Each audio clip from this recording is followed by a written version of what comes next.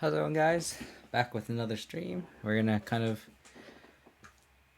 continue where we left off on last stream, which was just playing more Stoneblade. I know I've been kind of playing a lot more Heliod lately, but I get a lot of requests to play good old Stoneblade. So just gonna run it back. I think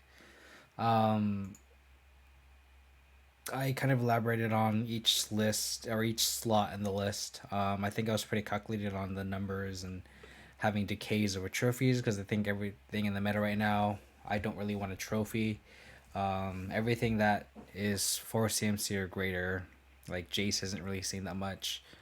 Primal Titan, we don't want a trophy. We don't see Grimag Angler, so like there's a lot more Scourges, so these Ks are a lot more live. There's also a lot more Blood Moons in the meta, so just gonna thought process on that. You can check out my last YouTube video from Sunday where I can elaborate more on these slots. But I think the standout ones are Eidolon because of red, Linvala because of green white Heliod, Teague and Pithing Needle for Belcher, Ashok because is an all-star right now with all the soup decks, Caustic Caterpillar against all the Blood Moon decks. It's a little bit easier to cast. I previously had Kasali Pride Mage over it, but I think Caustic Caterpillar is just better just because we can cast it. I think there's a debate between this and Sealer Primordium because we can bring back a Thirst, but I think the Caterpillar carrying a sword is kind of a big deal. And then the two chokes I think are just an all-star right now. So I think we can just get this thing going. Hopefully my computer can hang in there. It's been shitting on me and my stream was delayed a little bit. Hopefully it can survive a league. I can barely even like open iTunes to play some music while I'm playing. It's pretty bad. Hopefully we can survive and get through a league without my computer crashing. I think all my settings. Was there like an update? I play on Sunday and they update on Wednesdays. I don't see why. I'd like to go first. Engage.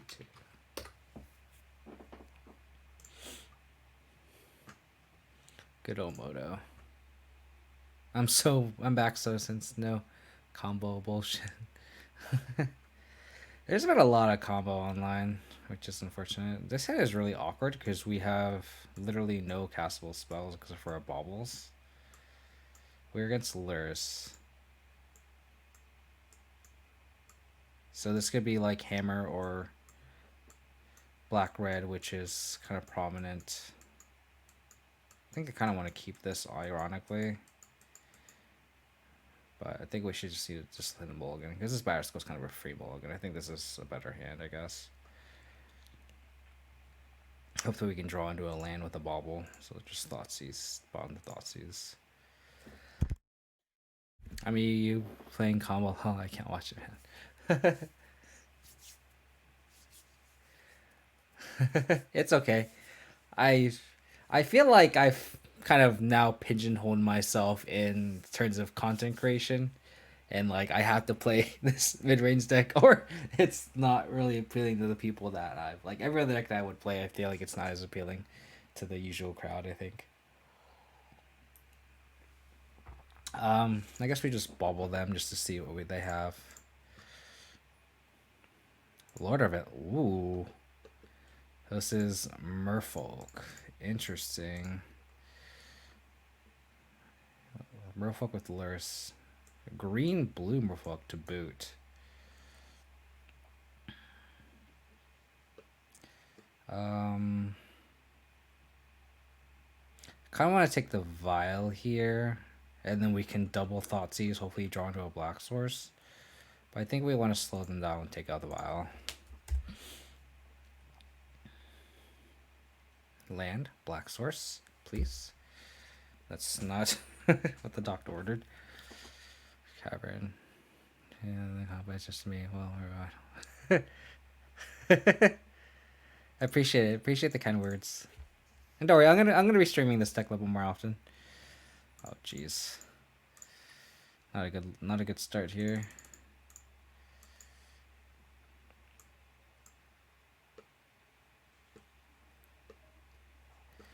think we just have to take the Lords. It's just the strongest card. I mean, this generates card advantage. I guess they can't. I guess we should just take this Branchwalker because it technically can generate some sort of card advantage. So I think we just have to take the Branchwalker and take 3. We need to draw into lands.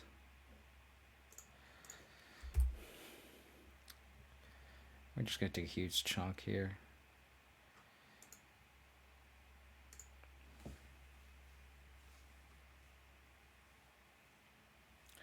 We're just gonna die and just not draw any lands here.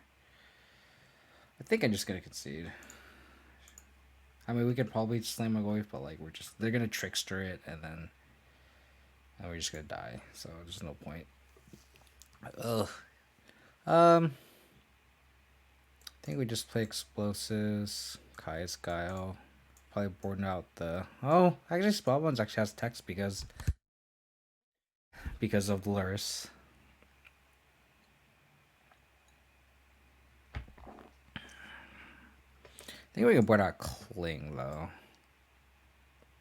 Probably swap the Cling for a Spellbomb. Probably cut a Sword. Probably trim a Lily because they go wide. Probably trim a Thoughtseize. Or I could also see just trimming Skews. I also see just trimming a Stoneforge Mystic. Maybe something like this. That's fine, I think. I guess we need one more card. Maybe we want the Lilies on the play. And then maybe trim one on the draw. Like, probably trim a Lily for a Thoughtseize on the draw. Does Will stop? Or it does not, because I don't think the escape ability is a. I'm afraid to open up Chrome because my computer's like shitting on me.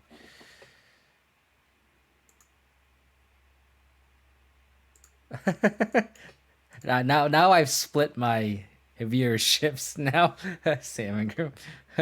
The escape is not. So the thing about it is it's and Limvala stops activated abilities and there's no colon here. Oh my god, we're just gonna have all these one-landers, aren't we?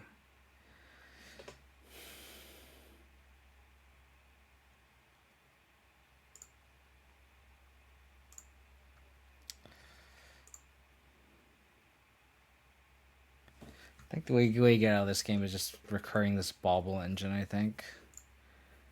With Lurrus.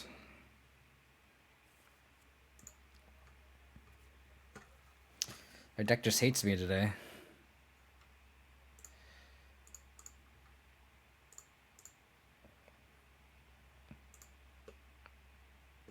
Just another Lord's kind of cool.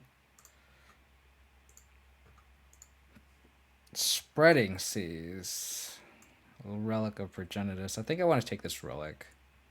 It's a card that really shuts us down, I think. Maybe that's an argument for drawing Lily or taking the Liliana, but or you just draw another one. That's fine too. I would like to draw a land, or a Wolf Spell would be good.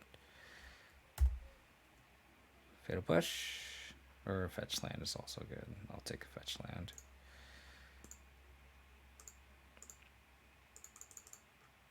So then they'll probably Spreading Seas or Black Source maybe, which is fine because we can just Lurrus and bring back Bauble. Pathway, Breeze, yep.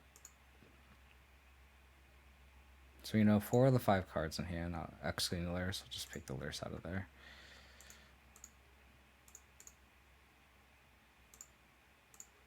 So we still are kind of contingent on drawing a Black Source for this Lily on the following turn, but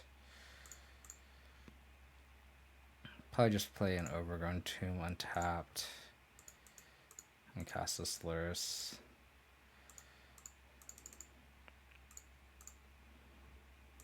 Just upkeep them.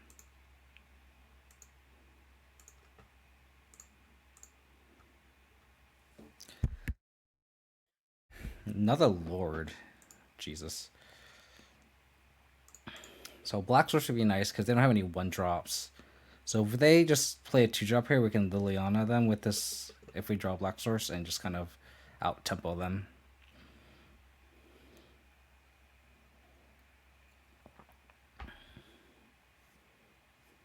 They play another Spreading Seas, that kind of sucks. Ooh, Aether Vial is interesting. Okay. How about a land, huh? Black source to be specific. So yeah, this is the engine that I was talking about where we can kind of get out of our mulligan. Path Exile is a good draw. Tarmogoyf is also a good draw. I guess we can kind of see what they're going on next turn. Speaker's a good card to know about. So let's attack. We'll probably just play out this Tarmogoyf. Hold up Path if we really want to. Like I can see them if their last card is, if they have a Dismember, I feel like they would cast it, but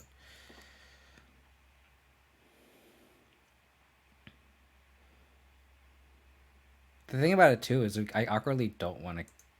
Ooh. Okay. Interesting.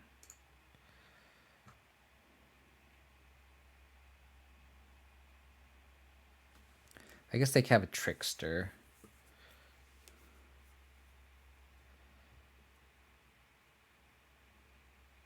Okay.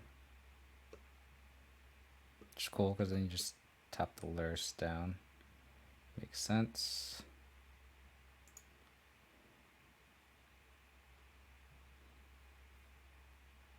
Stoneforge Mystic.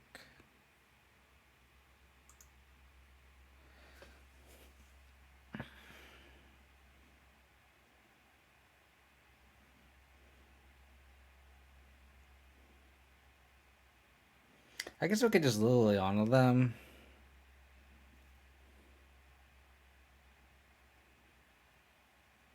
Then they'll probably flash in one of these guys.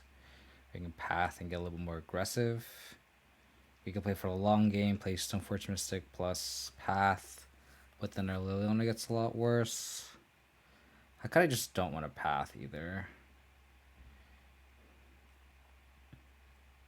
Maybe the line is just play Stoneforge Mystic plus Scavenging Ooze and just not Path, because we don't want them to ram them and they can just literally empty their hand. So I kind of don't want to Path this turn. Do kind of want to get the Stoneforge Mystic online. So let's do that.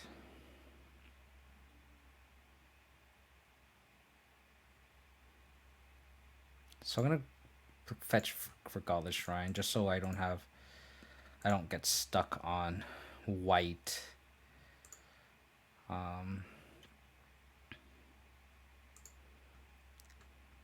Get sword here. Get Scavenging Ooze down. And pass the turn.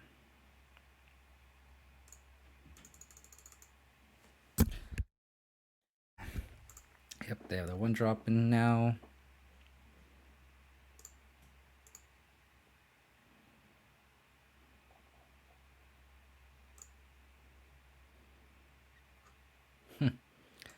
These spammers. Wow, it's a lot of spam. They're getting stuck on lands, but that's also kind of scary because they just have Vial too, so they can just like. I could also see a line getting Batterskull. Maybe Batterskull is the better line because then we can just kind of regain. Especially because they have the Harbinger.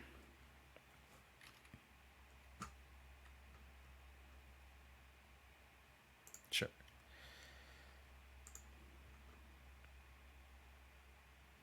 Yeah, maybe getting Batterskull is the better line.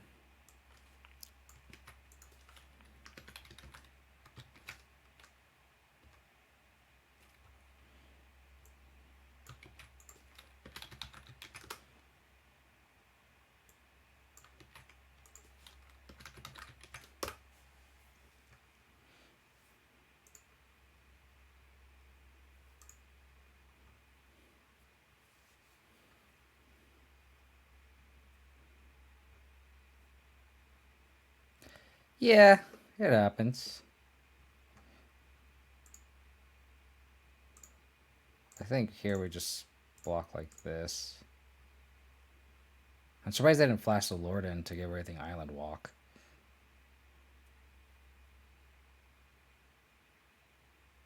But I guess they can protect. They want to protect it with the sword. So we really want to draw an untapped land here.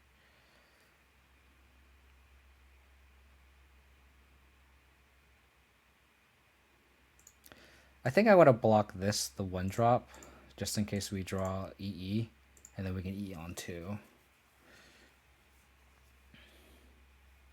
How's it going, Jay Freezy?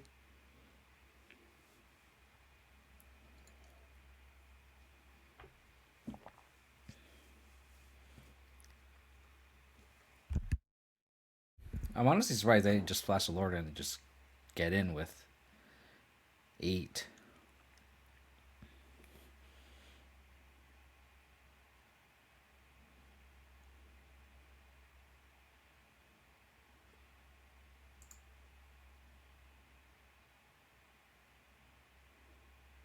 Oh, okay.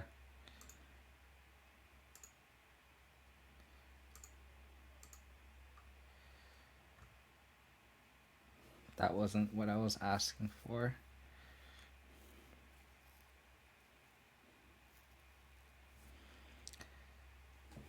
We can either get a ball back or we can get a Tarmogoyf back. So I guess we play the land. The thing is, they could double Lord, which is kind of scary. So I think we should just Liliana minus so we can probably kill this guy.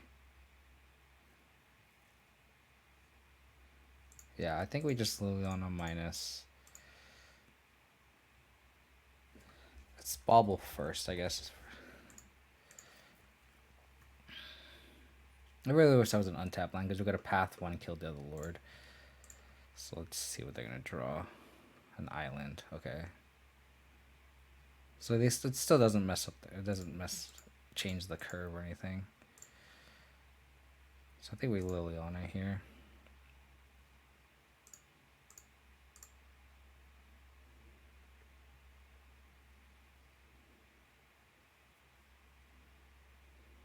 We're just getting overloaded. Yeah, I think Batterskull was the better take. We could have attacked. Now we're kind of incentivized, so they double Lord. 5-10. We're not dead. But we're pretty close.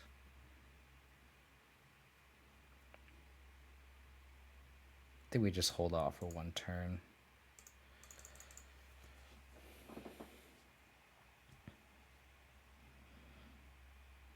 They do have Harbinger, which kind of sucks.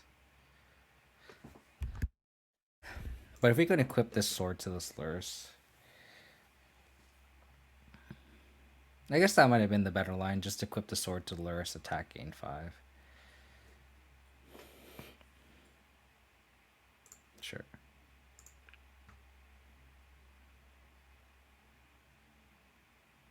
That's probably the better line that I should have taken.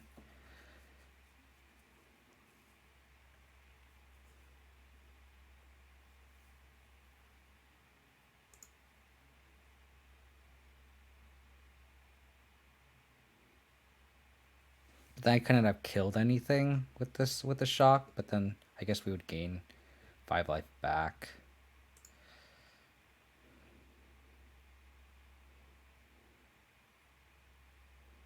Okay. So we path this one. So we can actually block.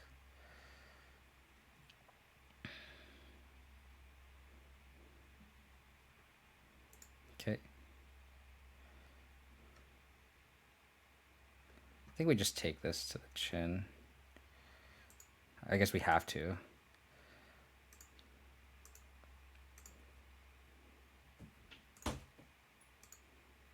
Removal spell.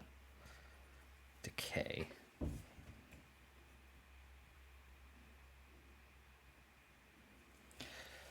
So we can go back up to 5. I guess we should bring Bauble back and then Bauble ourselves.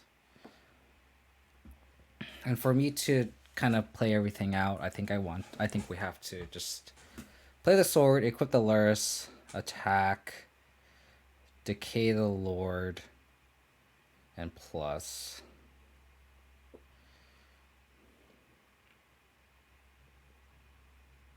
It's awkward that the shock doesn't do anything from the Sword of Fire and Ice.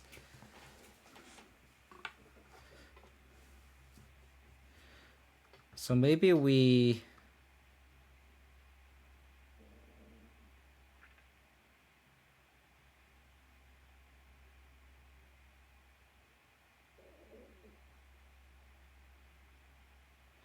We could go up to 8, down to 7. So let's bauble ourselves. I guess we have to use all of our mana anyway with our line, so I think it's best just to bauble them, just to see what they're going to draw. We're going to use a ball of mana anyway, so...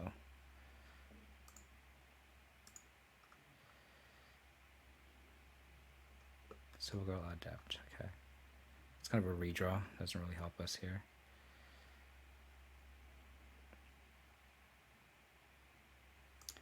So let's flash this in.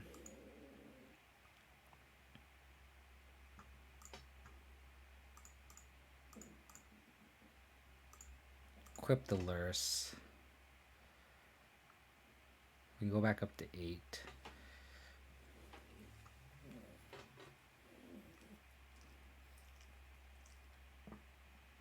Yeah, we need the Scavenging Ooze back to block, so let's attack and see what we draw here. Because it doesn't really matter. I guess I should have plussed first, so I don't have to choose to discard something. That was a punt there. I got just royally saved.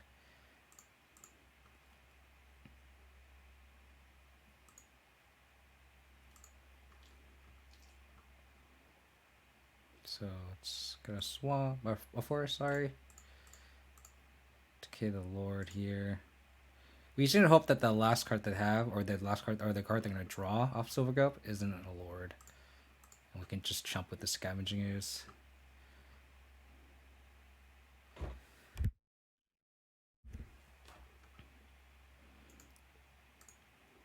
So with the Silvergulp trigger on the stack, we can...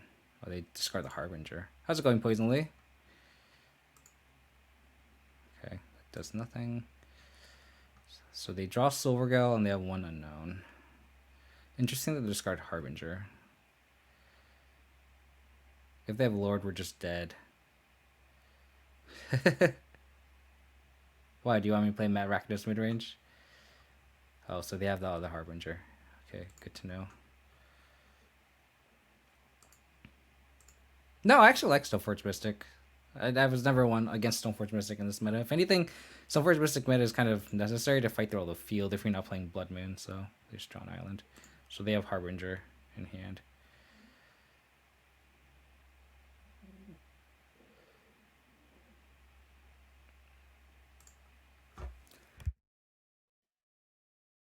So we can gain 5 life. So we can go down to 4, back up to 9.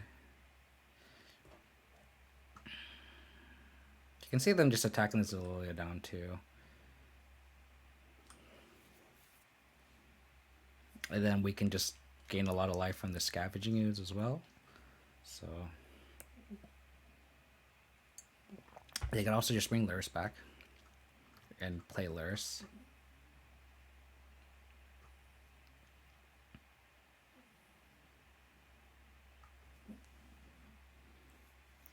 Ooh, they can Lurrus and then get the relic back. That'd be very good. So I think we need to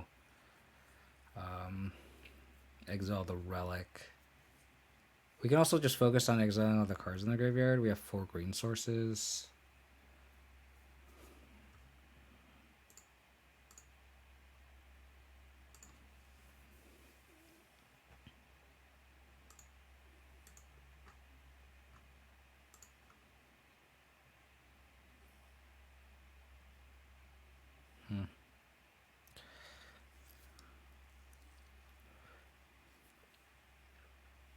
I think we cashed in this Liliana here. Well, sack this Adept. I guess first we should attack with this Lurrus first. They can't block with any of these. They have Lurrus plus Harbinger. So if they want to block with the Lurrus, I'll take that trade. So let's do that.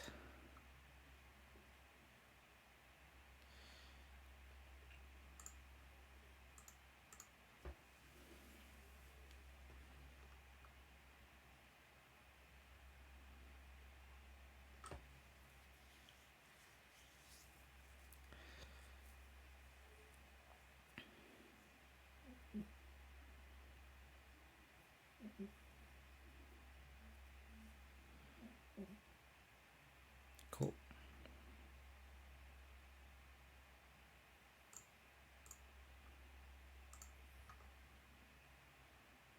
Oh, Decay was a good draw.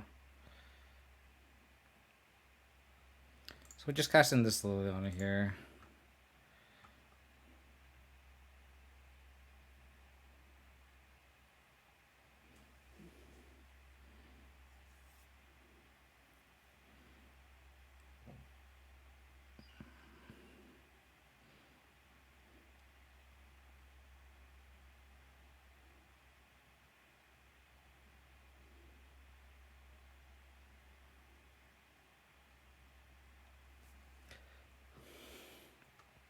Because here we can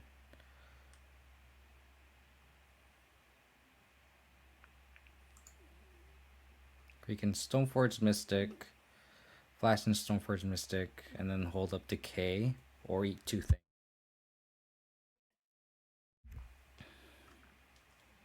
What do we want to play around? Like this Harbinger doesn't really do anything here. I guess we're gonna bring the Bauble back and see what they're gonna draw. Since I feel like we're gonna spend our money decaying. Yeah, that doesn't do it. Oh, that does something actually. It blocks the lure, so we needed to hold this decay for that. So knowing that, it's a good thing we don't have. I do. I have a Batter Skull left, so I think I'm going to get the Batter Skull, and then eat two things. Hold okay.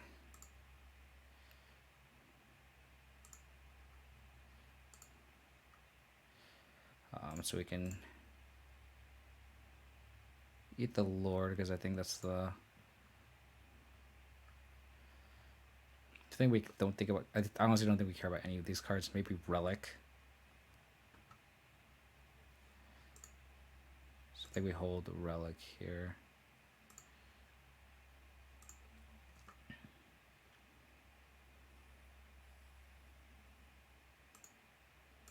There's an argument for not cracking the bauble, but I really wanted the information because I know to hold the decay. Yep.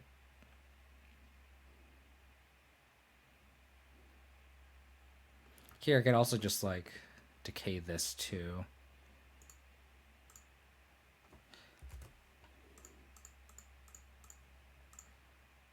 Because we know they're just going to draw a Blanchwalker. That's not going to do anything.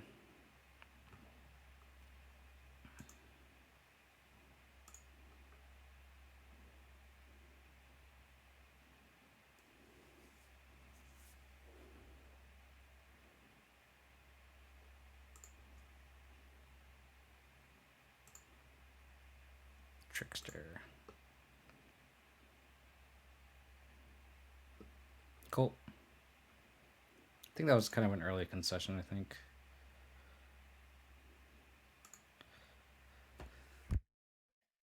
I guess I could have just flashed in Batters, played Batter Skull with Stoneforge to equip it to the Lurrus and attack for 9. They chump. I guess we had it either way.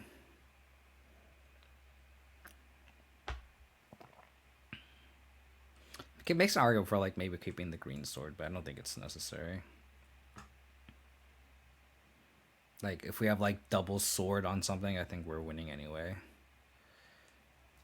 think Liliana's a little worse on the draw, like I said, so maybe we just want the Thoughtseizes, all 6 discard spells. Yeah, and then go from there. Maybe I don't want the Hex Drinker. Just don't have the mana to do it or the time. Yeah, maybe just do this. I think Hex Drinker is just a little weak on the draw, especially. Yeah, let's just try this.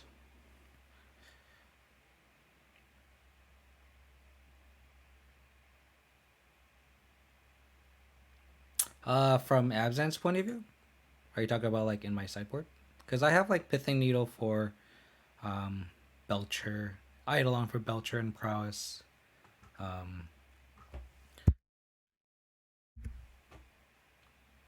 Those are kind of the main things. Gaddock Teak for Belcher. I know there's other combo decks, but I think Belcher's the main one that we should worry about. Keep this bomb planes. Caustic Caterpillar is for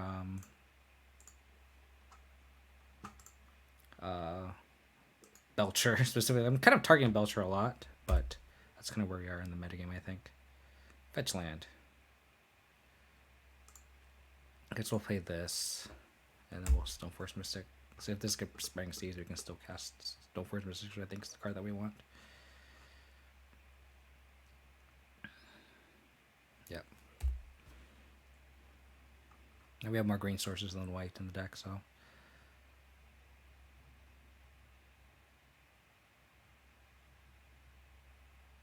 I guess also that kind of helps too. The combo is Linvala. It's definitely a bad matchup. But we have Linvala and Engine Explosives for that matchup. And you can make it our for boarding and Pithing Needle.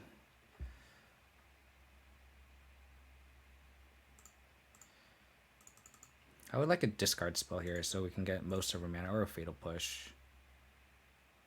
Okay, I'll take that. So we're just going to hold up Batterskull. And then hopefully we can push something.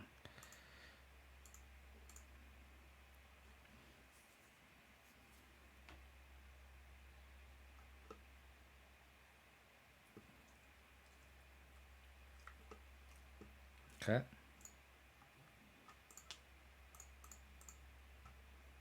I'm assuming they have something for this Batterskull.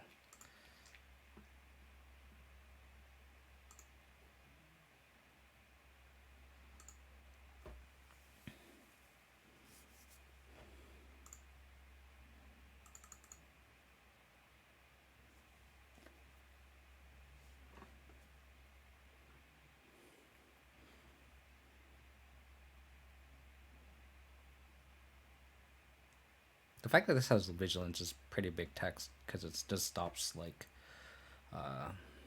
Harbinger.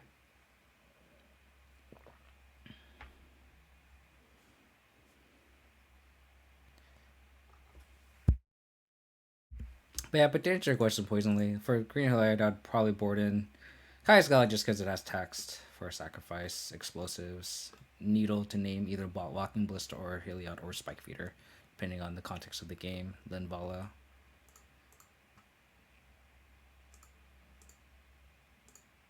If we can attack with this Germ Token, like that'd be sweet. And let it connect. Like gaining 4 life is huge. Decay is also pretty good.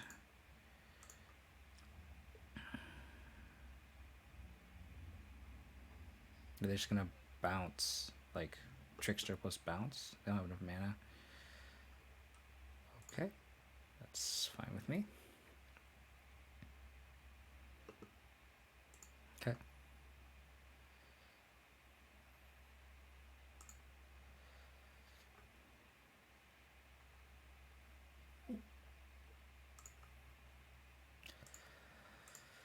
I think we just slam Tarmogoyf here.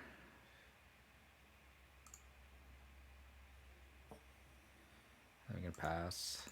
And we can like Fatal Push something and yep. Yep.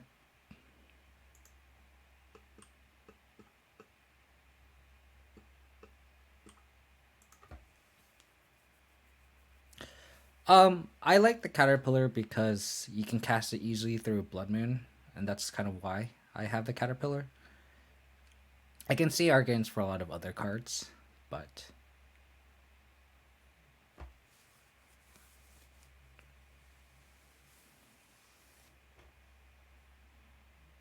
okay. Makes me wonder why they didn't.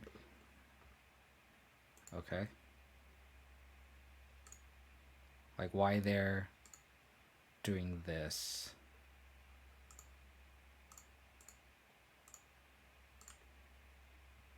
Now.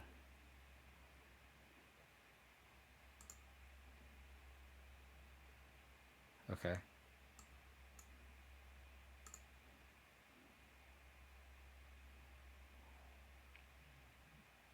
So I can't block now. So go to 5. They have no cards in hand. Thoughtseize was a shitty draw. Guess we just attack here.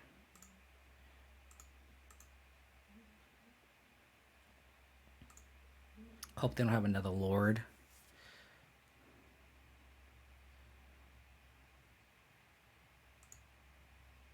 Hopefully we can just debate him. Yeah, that's the thing. Is Lurrus? I previously had Kasali Praying Mage because the Exalted mattered a lot. I could also see that slot being a Sealer Primordium just because it's a little bit more efficient. But I think having it carry a sword is just so clutch. Where like if it's not like if we are against Belcher and Caterpillar isn't that much of a clock, but carrying a sword I think is a big deal. So.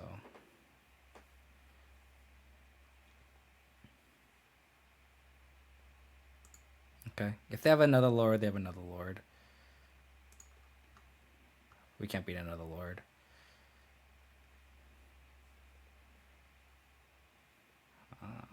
They're not attacking with it. Interesting.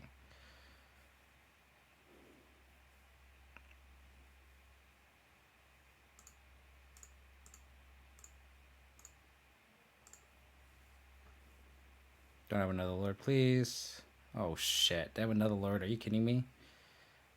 Oh my god. They top decked another Lord. Wow.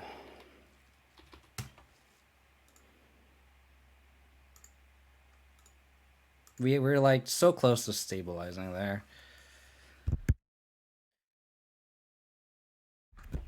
It's annoying.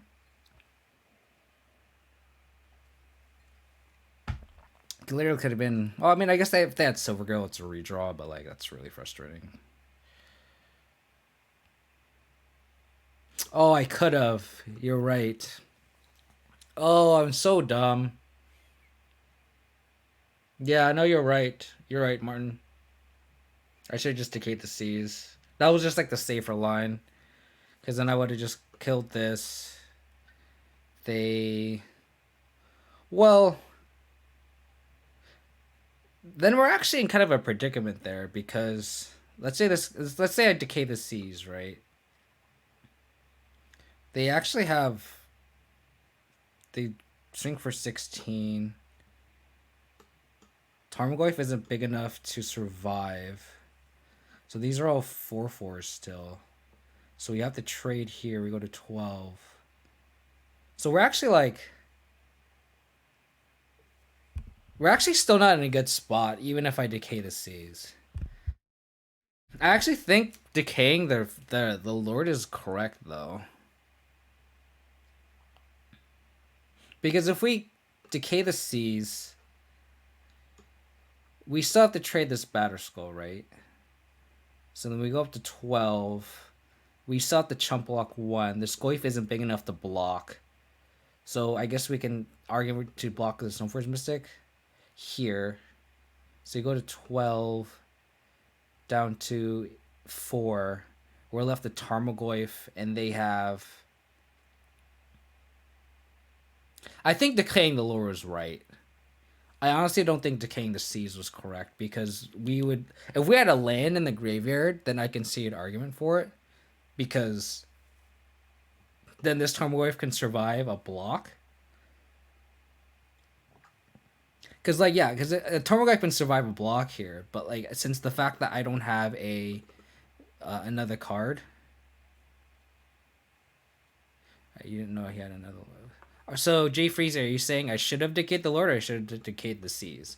I still think decayed the Lord is correct because like we still have to answer the board here, and it's not like we can't cast any risk spells. We can still cast all of our spells through this.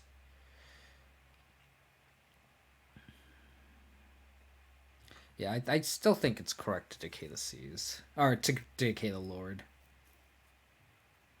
because we would go to 4. We would only have a Tarmogoyf versus a board of 5 Merfolk. So we're dead next turn anyway. And I can't equip this Batter Skull to the Tarmogoyf. No, it doesn't though. Because if I decay the Seas, this Tarmogoyf's still a 3/4. Decaying Sea, if he had the Lord anyway, still makes us dead next turn. Exactly. So like, we are at, so if we decay the Seas, block Batterskull with a 4/4, and Stoneforge Business attacks to block, we still go to 4, right? So we we go to 12 from the life gain, and then we take 8, so we go down to 4. We have a draw step. Like even engineered explosives isn't even an out. So we had Tarmogoyf versus 5 creatures, like we're just dead. Versus, like we just had to like literally just hope they didn't have the Lord. I honestly think that was correct. I honestly think that was correct. Exactly. He's like, it's not like we blow our opponent out of combat. Like our opponent is still left with the whole board, and we're left with nothing. So I think that's just bad beats. They just had it all. We also mulliganed and ton that matchup, so that was a little unfortunate, but it is what it is. That's just magic. At least, like that's the thing about this deck though, is like it's so, there's so many micro decisions and so many lines you could take, and it's kind of they're definitely fun to watch and play and kind of look back on different lines and stuff. Um, you don't know he had the lower when he made the decision though. Yeah, and it's kind of those things where like if they have the Lord, we lose no matter what.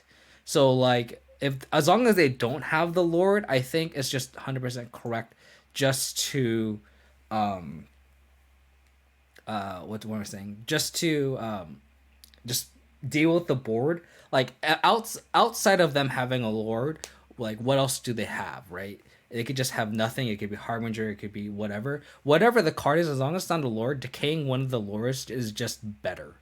Because on the crackback, when we do want to attack with the Batter Skull, um, they have less power on the board, right? Unfortunate, but that's just how it is. I think I'm gonna hold this Scry ability here. Um, let's see a Bauble ourselves. Liliana of the Veil against Misty Rainforest is interesting. I think we kind of want to land, so I'm just gonna fetch a Triumph here.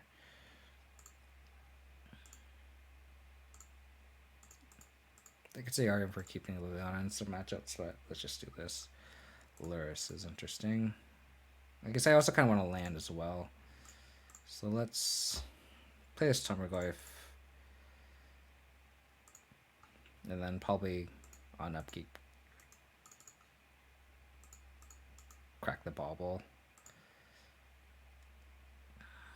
Probably like blue soup. Oh. Okay.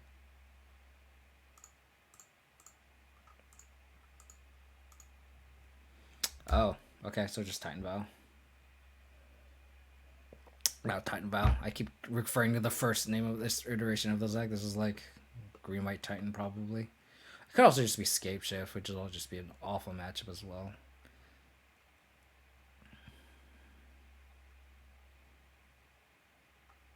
Okay. Interesting. Land. Thoughtseize. I think you just want to get the Stoneforge Mystic down. Right. I think so. Probably get a Batter Skull here. Because then we can just go like Thoughtseize plus attack with Tarmogoyf.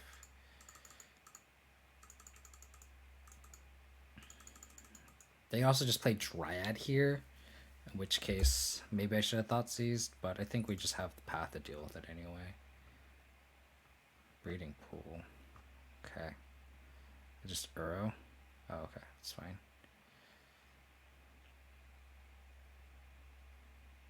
Bounce land. Yep. That is a line I'm going to take. So they bounce Valakut, which is interesting.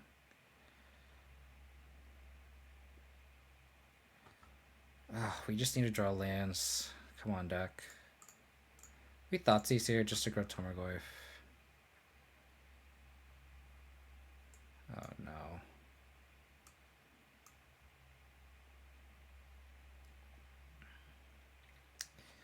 I think we just take the Karn. And then sadly we have to upkeep Path this Dryad.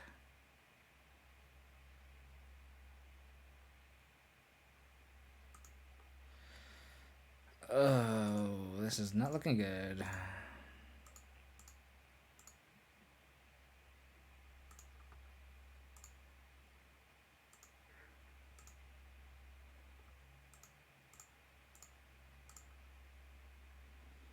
To be fair, they whiff on. They have 4 mana here. As long as we dodge,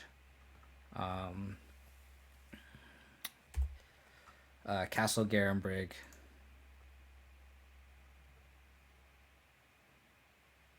We can attack this turn. Hopefully we can just draw running lands. We can go Stoneforge Mystic and fetch Sword of Feast and Famine, and then draw another land and go flash in Stoneforge Mystic and equip Tarmogoyf. Oh. Yeah.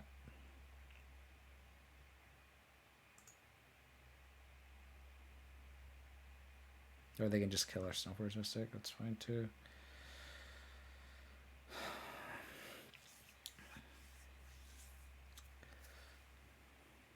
Okay.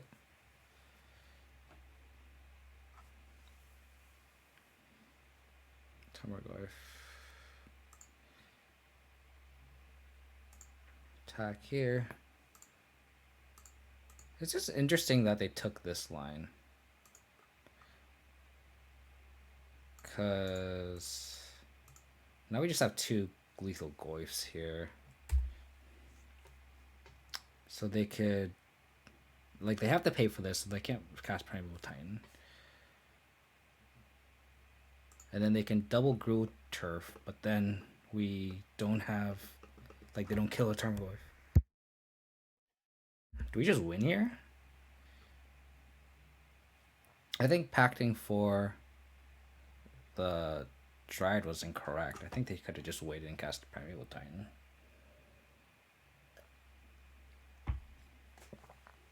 Wow. If we somehow win this game, it's absurd. The fact that we just have 3 Lurruses in hand and a dead Batterskull. Oh my god. This is obviously one of our worst matchups, especially with Karn. So this is probably like Amulet more than anything. Like Amulet Karn. I don't think there's any green-white lists with Karn, especially with Gruter. So this is definitely Amulet.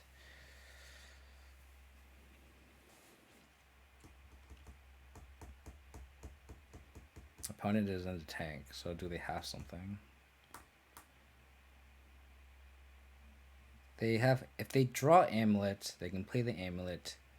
Turf makes 4/5, so they're 1 short off casting Titan. I don't know. Every time I'm in this situation, our Titan opponent always finds a way out of it.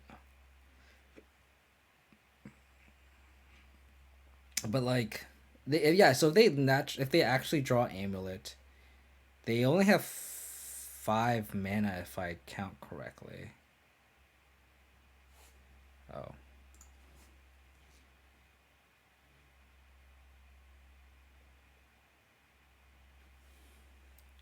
So they're pacting again.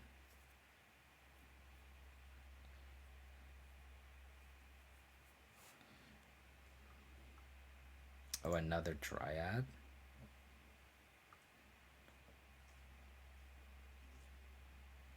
What are they doing?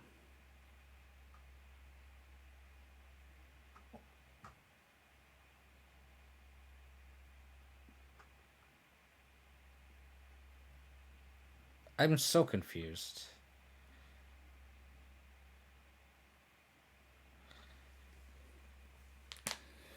I am just confused.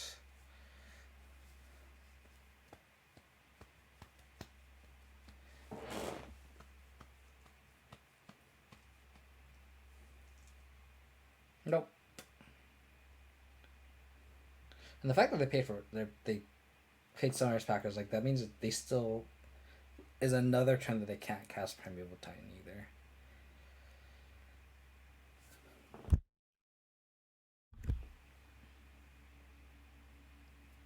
I don't think we're gonna win this game somehow.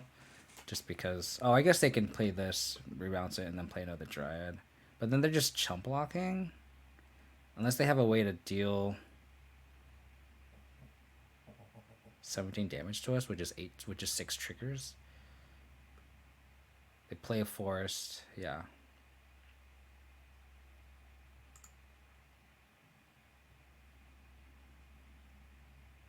And then if they have exactly Valakut off the top, okay.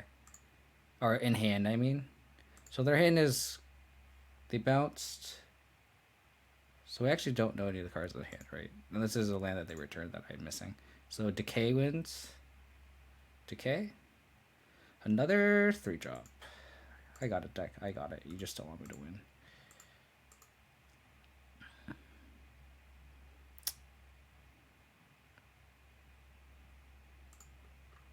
So they pay for pact 1, 2, 3, 4. Yeah.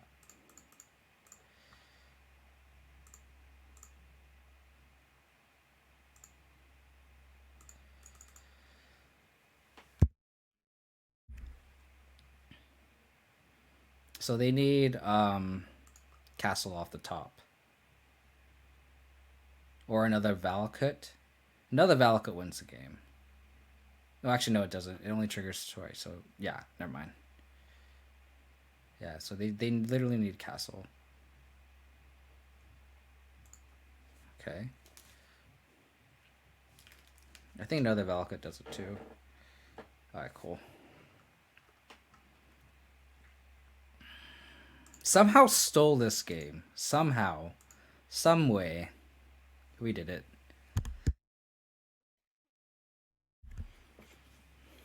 So I think we want Ashiok. Oh, that's true, huh? You're right. You're right. I just always assume they have a Triad. So Ashioks are all stars here. I think just having more removal is okay.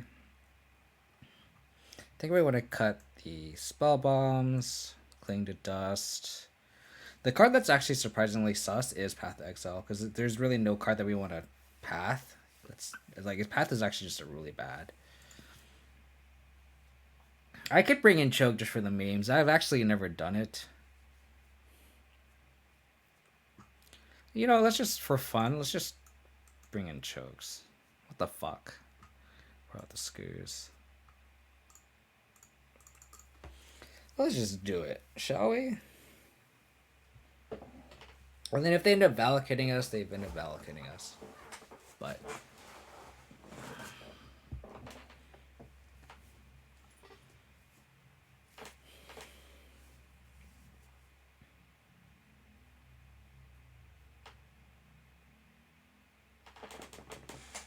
yeah, let's just try the Chokes for memes, shall we?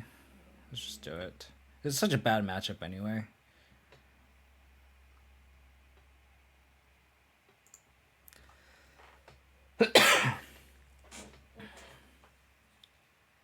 It's our only hope. It's a good hand, actually.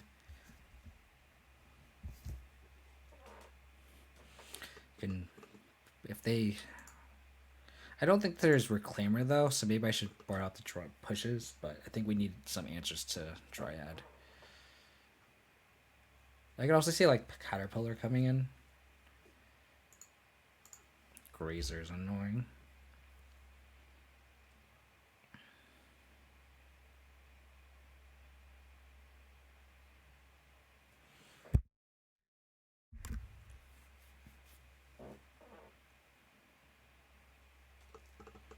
they're tanking on this. You know, people have been shitting on Tarmogoyfs, but the Tarmogoyfs were really good last game, which is really funny. I mean, hopefully this Ashok is just fast enough. Oh, interesting.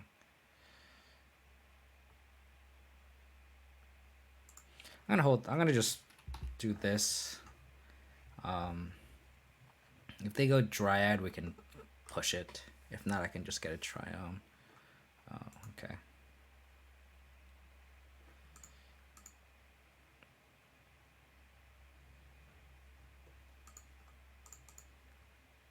Let's get a Triome here.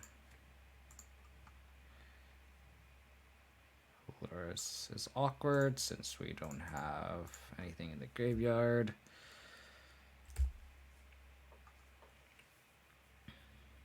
And then if they do have a Dryad here, we don't have any way to trigger Revolt, which is awkward. All we can really do is play Ashiok. Oh, they're going to dismember a Tarmogoyf. Interesting. Which means they don't have Primeval Time, which means we can Ashiok this turn here. I feel like they don't have Dryad either. Thoughtseize is interesting. So let's just Ashiok here. And then minus ourselves. Hopefully we can find something for Lurrus to bring back. Maybe like a Bauble specifically.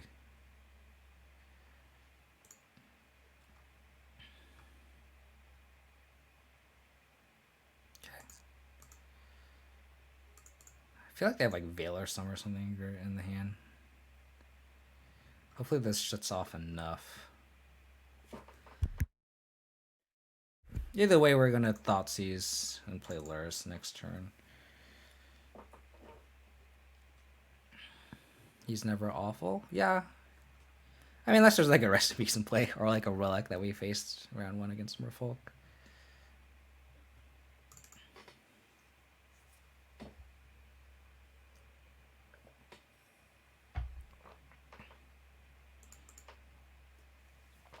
Okay. So they're just like gaining infinite life off the Radiant Fountains.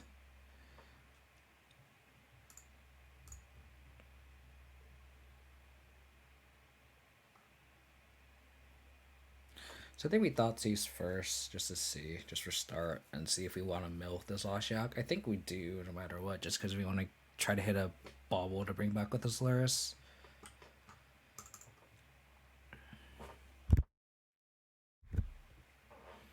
Our opponent has a stop on our upkeep. I wonder why.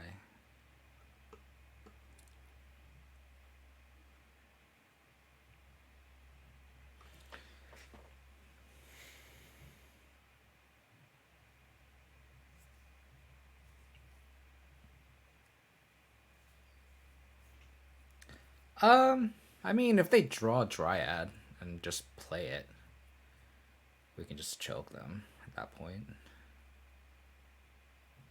Oh, we just have a Bauble. That works too. We just naturally draw one's fine. I think we can Bauble them. So now I don't want to mill Ashiok anymore because it survives a bolt here. What's our opponent doing? Please don't veil me. Dismember. Don't veil a summer me.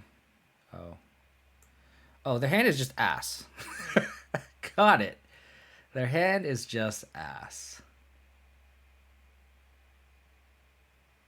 Okay, so let's mill the Summoner's Pact, which is actually pretty good here, because now we can kind of dictate their draws. What I mean by that is we can Bauble them, and then because they're gonna draw this Dismember here, right? If they have at any point draw something that we just don't want them to draw, we can just mill it with Ashiok. So we're actually have them in a pretty good bind, because they're gonna Dismember this Lurrus here, which is gonna suck, but that's fine. Like this is actually pretty good. Like now, like this engine here with Ashiok, Lurrus, and Ashiok is very, very powerful. Sure.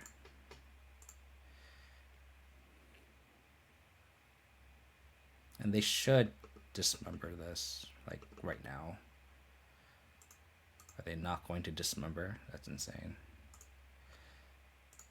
Let's see what they're going to draw next turn. Sun Home. I don't care about that. Like, that's fine.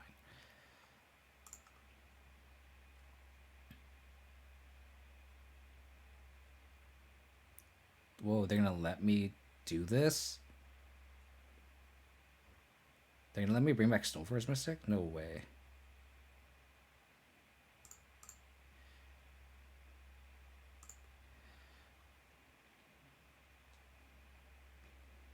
I'm surprised they're not dismembering my Lurrus. That's so bad. Like, why aren't they dismembering Lurrus?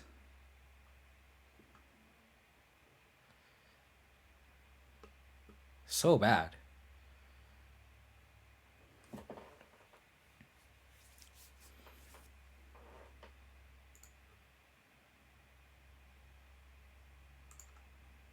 Or we just get a Sword of Feast and Famine.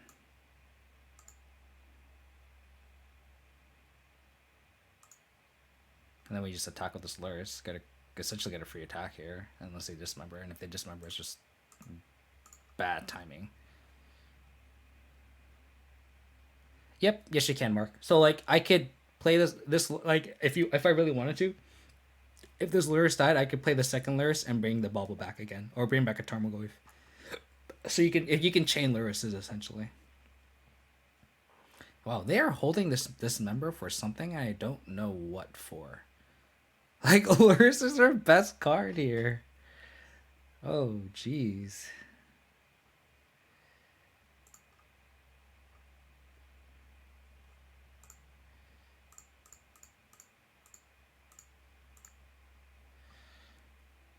Did I read that right? They're drawing Dismember, right? They didn't shuffle? I'm not missing anything, right? They're going to draw Sunhome here. So they have Dismember, Forest, Castle Airbreak, Golgari, Rot Farm, and Dismember. So they have Rot Farm. That still doesn't make sense, though. Because if they want to Dismember in the Battle Skull, I can just return it with Stoneforge Mystic and recast it. Makes no sense.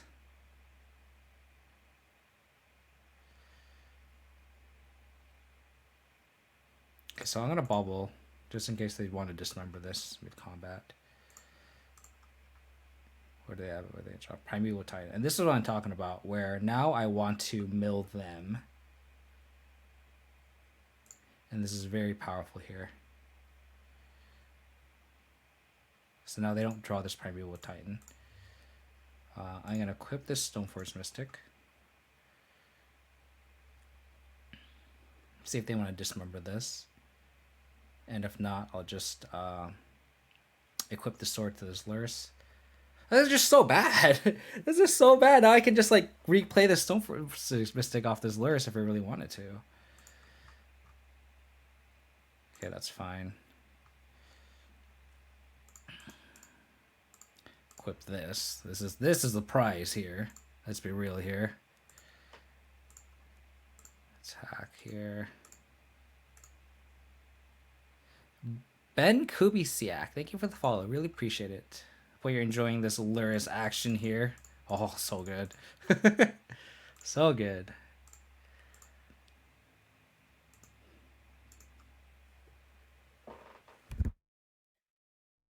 So we'll see what they do here. Because I don't know what they're gonna. I don't know what this next card is. I could. But you could say the same for this turn too. Operating Fountain. Okay. Sun Home. So they have Castle Garibrig in hand.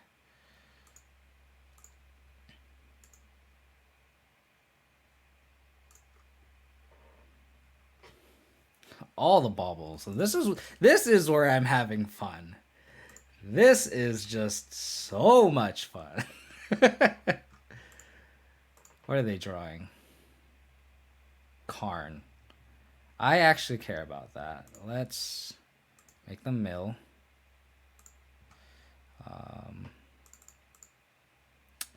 I guess there's a debate if I want a Lily on a plus.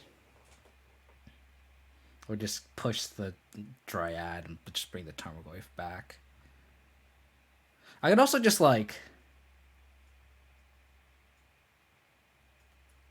I could also just bring back the Stoneforge Mystic. Oh, I can't equip the sword though. I don't have enough mana. So maybe it's just to bring back Tarmogoyf here. Just have another beater. I can also just push the Dryad plus the Liliana here. Let's see what they're going to draw now, actually. Misty Rainforest. You can keep that on top. This is like build your own Jace, you know? I'm a big Lurrus fan. He's my special guy. Lurrus is awesome. I love this. This engine is just so gas. I think we just push this now. So then again, an opportunity to block. We can Liliana plus, bring Tarmogoyf back, untap.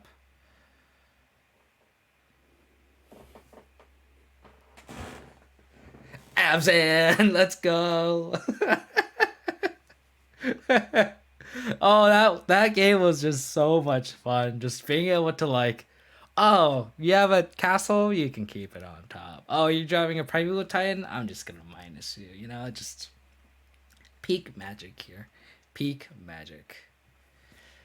Yeah, exactly. It's such a bad matchup too. Them definitely not dismembering this Lurrus was a bad call, but like we had another one anyway, so like it would have just been inevitable. If anything, this Elena would have been a little bit better just because we don't have to lose another Lurrus to it. So it's like perfect, perfect.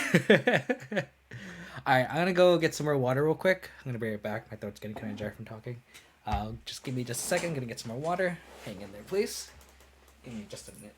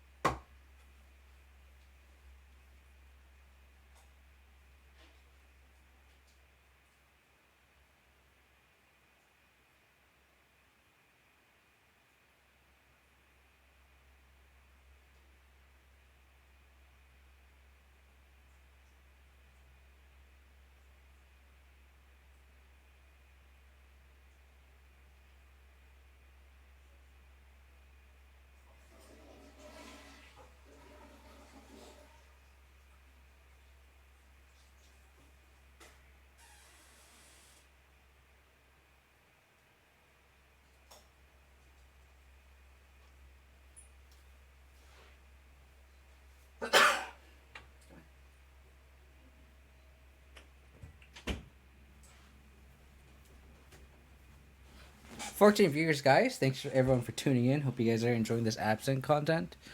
I noticed, Mark, you mentioned that I could let them draw Titan. That wasn't terrible, and I think you're 100% right. I was thinking about it. Like, yeah, this Ashdok shuts it down, so it's just a 6 mana 6/6, just a vanilla one, and we can just leave it on a minus.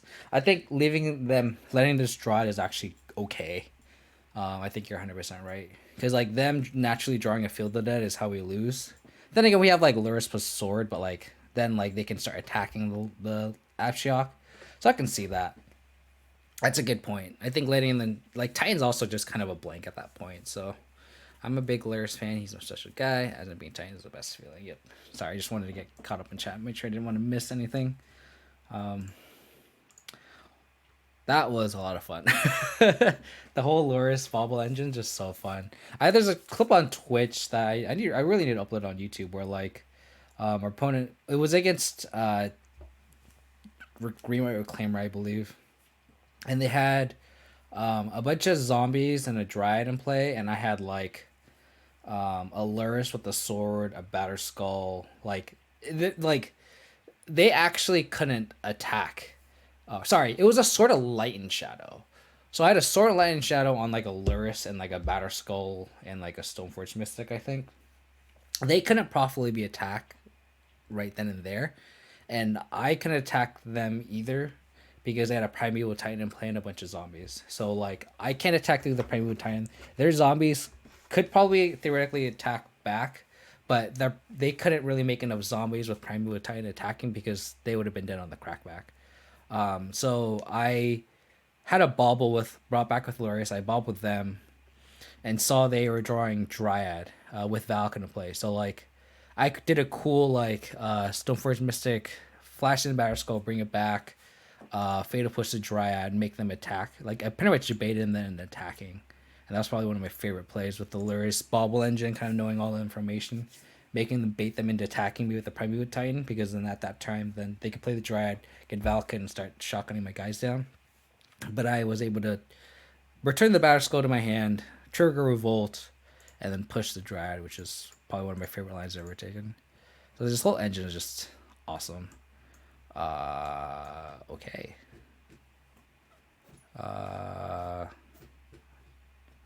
I take Jace.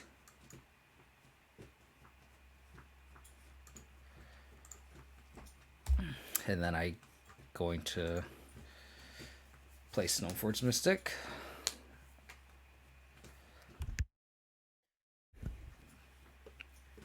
Hopefully this we can just start kind of attacking the hand down here. I'm gonna save the fetch for Bauble.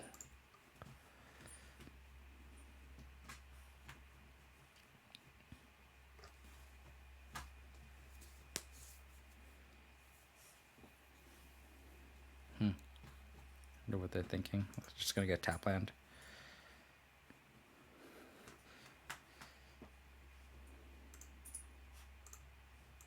Probably get a Batter Skull here.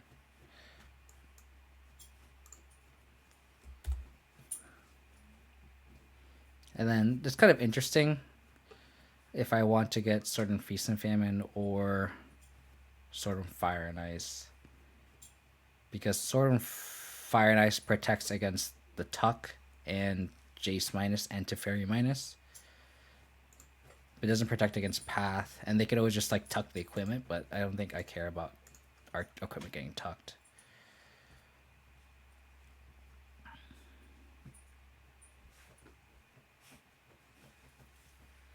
Do I want to just get the other Stoneforge Mystic?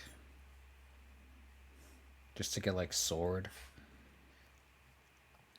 And then we can like flash in Sword, equip Sword, attack, untap, play Tarmogoyf. I think I like that more.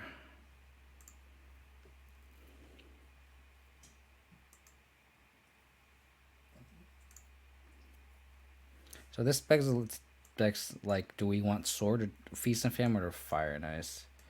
I think I still want Fire and Ice probably.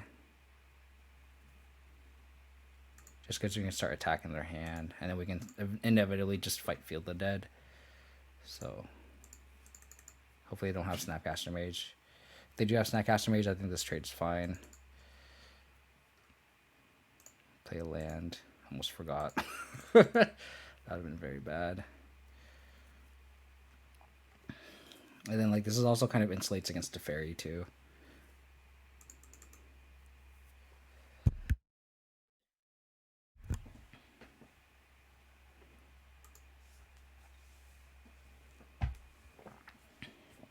Nice force, dude. Nice force. Feel the Dead. This makes me feel like they don't have any lands. Tarmogoyf would be very good.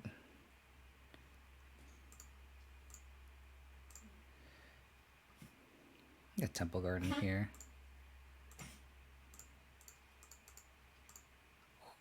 Flash this guy in. Flash. Equip this guy. Don't have a Bolter Path.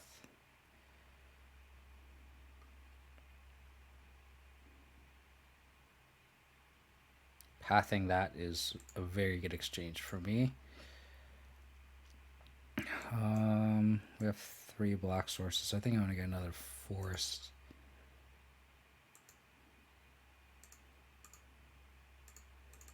It's okay. I mean,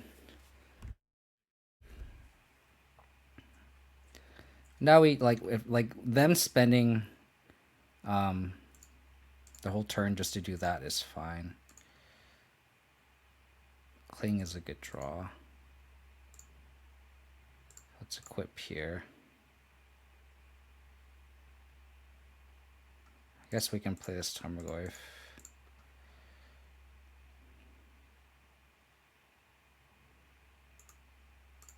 I don't know if they run a verdict.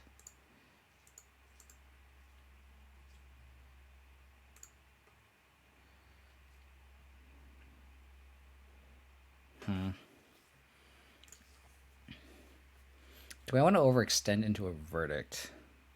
Force to fairy.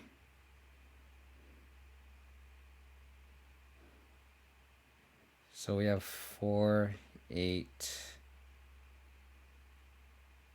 7.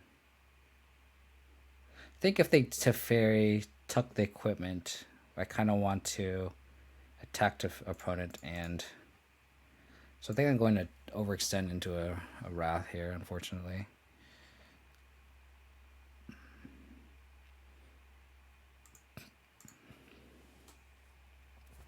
Even then, they don't have another white source. They need 2 white sources.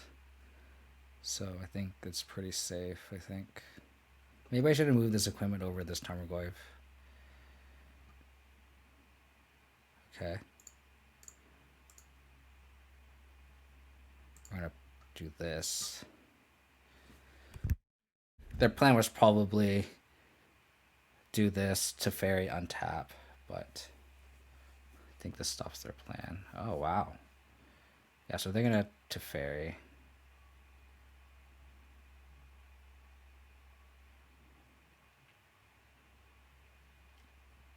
I wonder what they're going to target. Probably the sword, which is fine, I think.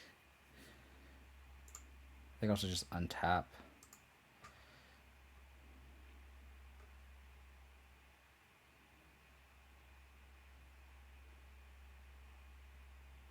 Tucking, that's fine. I'm going to crack this at end of turn. Bauble.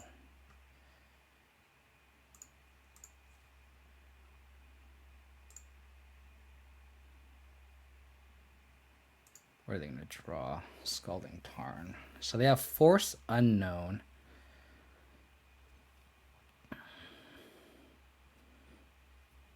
I'm just debating if I want to play this Batter Skull out. If they have another blue card. I think playing this Batter Skull out is actually safe here. Like hard casting it. So Teferi, opponent, opponent.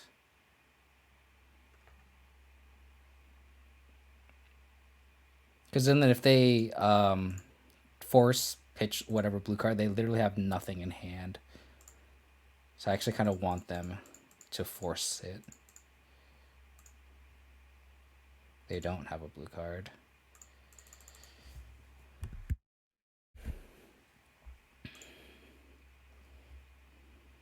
So now we can just like flash this in and equip. Sweet. Sweet, sweet, sweet.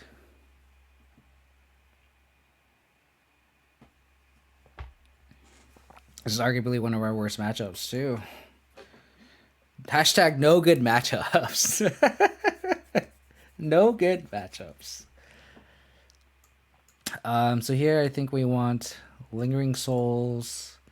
All the cyber cards on the side here. Eye Shock's really good. Chokes are kind of a no-brainer. And Gaddock Teague. And then what comes out?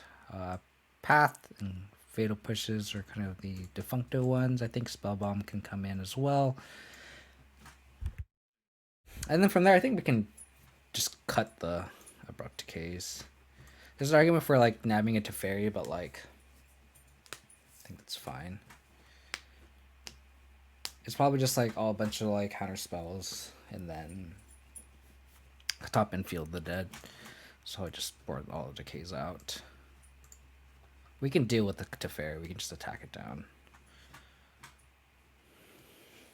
But one more cut. Maybe we board out a Tarmogoyf, just because they probably board in Rest in Peace. But they also have Mystic Sanctuary though, so I can see them not boarding in Rest in Peace.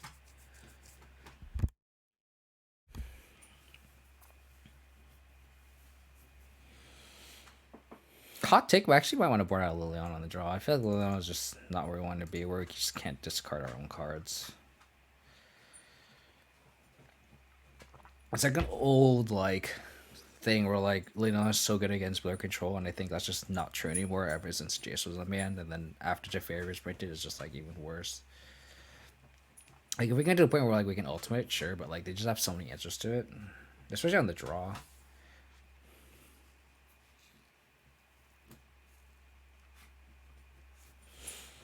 That cling was so good though. Just stopping them from doing the path is just so good. The one of Cling has been very, very good for me. I've been really enjoying it.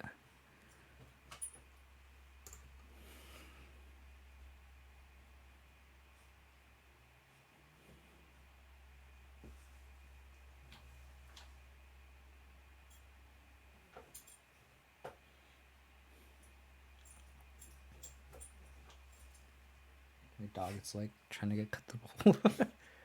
For those who are tuning in, I really appreciate everyone for hanging out. Always getting double-digit viewers is always good. If you guys want to support the channel, if you guys haven't, please hit that follow button on Twitch, and then you guys can check out my old YouTube content where I have more Abzan Stoneblade content. I've been jamming a lot of Abzan Hila the past 2 months if you want to check out some combo. But before that, I also have a lot of Abzan content before then. Dabbling with like a black-white base for Skyclave Apparition. I actually trophied with it, with that list, with that kind of build. So if you guys want to check that out, you can check out my YouTube channel. It's youtube.com/KODiamonds. And then if you guys want to follow me on Twitter where I post random magic-related things, you guys can follow me on Twitter as well, KODiamonds22. All info is on the bottom of the screen and just posted in the chat by the good old MTG bot. Appreciate everyone for hanging out again, as always. It's always fun streaming and playing this deck and hanging out with people. It's always fun. Never a bad time. Thoughtseize into Stoneforge Mystic into Spellbomb, potentially bring back with Lurrus in the future. Seems like a good proposition to me. Let's go! How long have I been doing this? Since I started playing Modern, which was before Twin was banned. So quite a long time. I kind of want to just take this to Teferi here, because this Teferi actually answers the choke. Thing is that they're gonna spend their time Teferiing the choke away. Maybe I just take this growth spiral here, and then next turn we go Stoneforge Mystic plus Spellbomb. So I take Growth Spiral. They play Land, Pass, Hold, Spell Snare. I play Spellbomb. They play Uro. We choke them out. So do we just take the Spell Snare? I think we take the Growth Spiral here because we're gonna play the Spellbomb. So yeah, I think we take Growth Spiral here. So let's go back to that again. So we Thoughtseize, take the Growth Spiral. They untap, play Land, Pass. We go Spellbomb, Pass. They go Uro. We choke. So I think we take the Growth Spiral. Because if we don't take the Growth Spiral, then we play Spellbomb, Pass, and they just like Growth Spiral and ramp into more things. Excuse me. So I think we take Growth Spiral and Pass. So I think that's our game plan here. Because we really want this green source in play. So we really want to play the Spellbomb. They could also just like not play the Uro. So maybe there's an argument to not play the Spellbomb either. But we'll see. They can also just Teferi. But that's fine, I think. Flight Strand. playing is also a good draw. Yeah, so we just want to play the spell bomb here.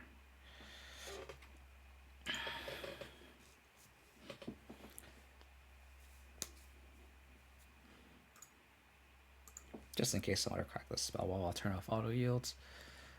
Oh, they top deck another ghost spell. No way. Oh, what? Why did they? What? I don't understand. Okay, they top deck the planes. Okay. Because I hope they don't draw force.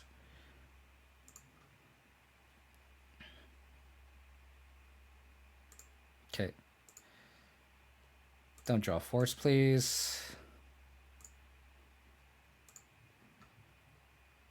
Spell bomb's fine. Don't force. Do not do it.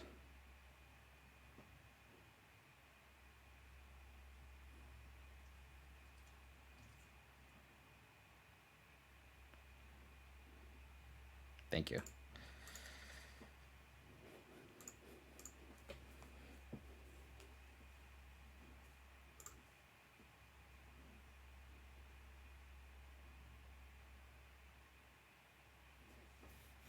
I mean, they could just Teferi minus, and then we could just choke.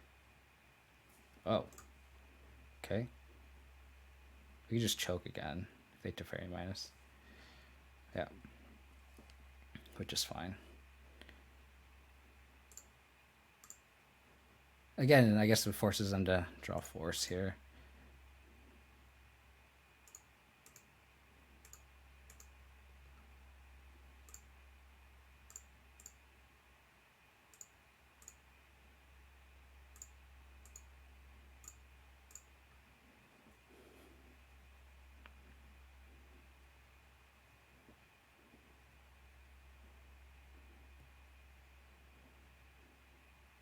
Spell snare unknown.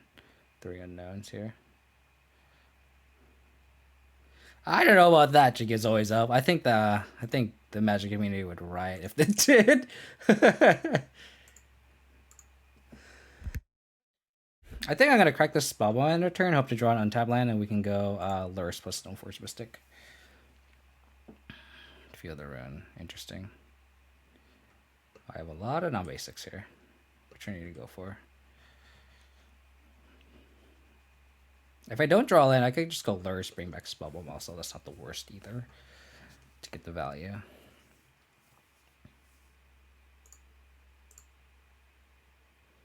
Bags down, there's your Uro is going to be top priority as well.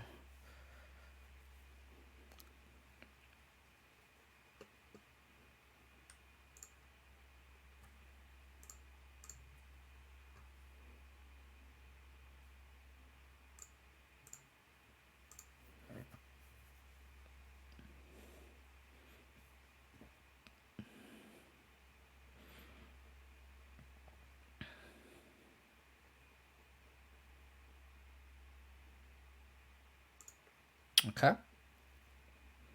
Interesting. Get a forest. So they're going to hold up Spell Snare. That's fair. Yes. That was a good draw.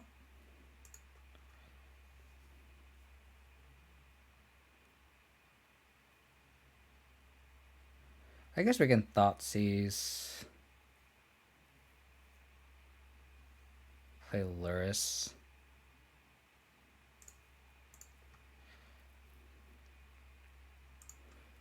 See if they have a path or a purge that we can take. They have the path here. Cool. So they're going to untap these 3 cards. I think we just take the path. They can cast... They can't even cast Ren and 6. They can cast Growth Spiral. But I think it's just the easy take there.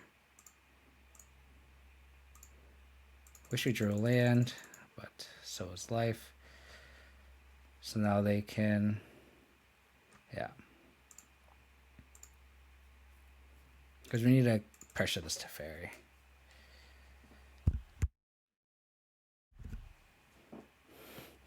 Okay. Hopefully they didn't draw a rule spell here.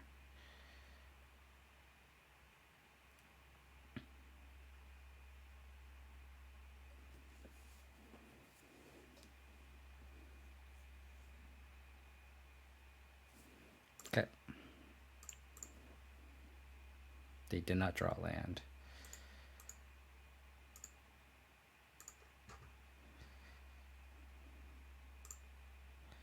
I think we bring the Spellbound back for value first and foremost.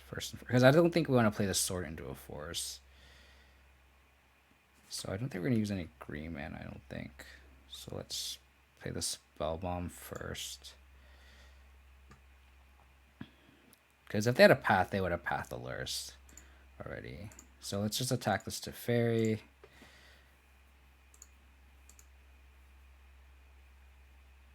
And if they path now, I'd be very surprised that they just didn't do it. So now this choke is just like sitting there looking pretty. Guess Stoneforge Mystic. Find a sort of Feast and Famine. Get another Spellbomb down.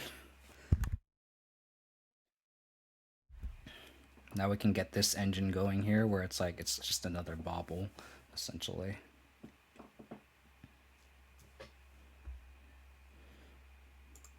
It also just makes Uro even harder if we end up getting to that game, that point of the game.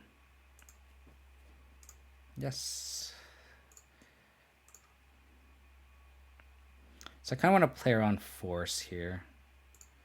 So let's equip.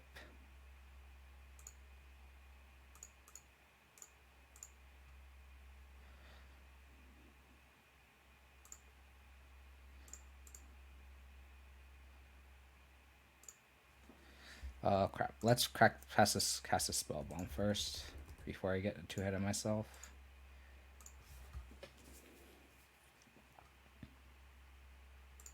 But it just means they just have a rule spell, or they have a gust for this choke, which is also fine probably.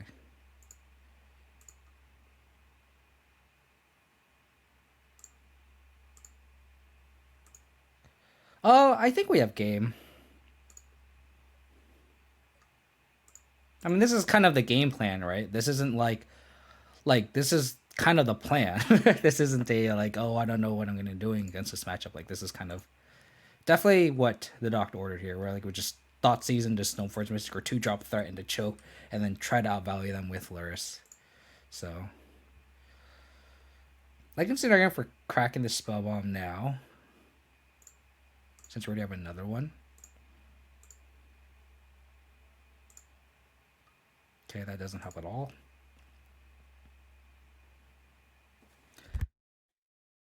Again, I kind of want to play around force, so I'm not going to hard cast the sword. I'm going to be a little bit more patient here. I could also just crack this. Just to see if we draw like another threat. Okay, that's not exactly what I had in mind as a threat. It does count as a threat, but... Oh no.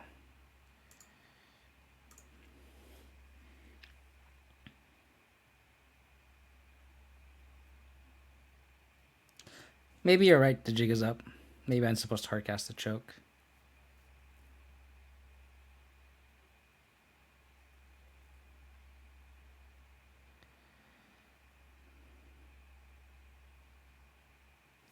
Chase. Yep.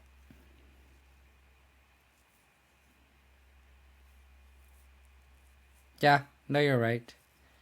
Yeah, I think you're right.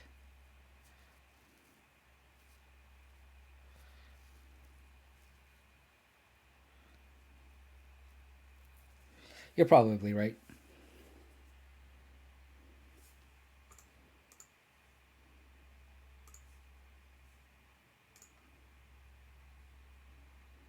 That's a pretty good draw.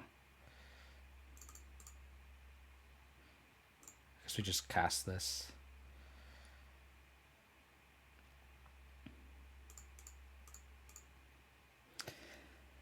Guess we equip Stoneforge here.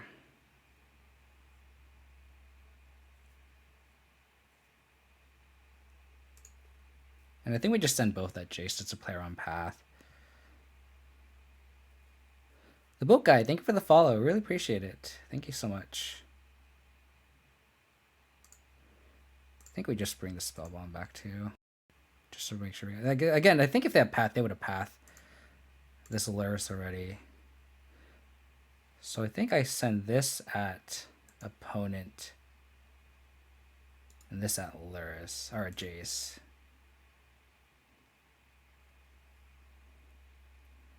I think if they had the removal spell, they would have done it. If that Snapcaster means a flash, I want to deal with this Jace. This can't block it.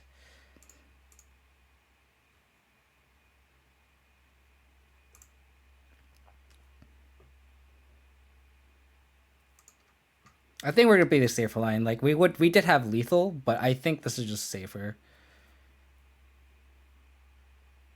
Spell snare.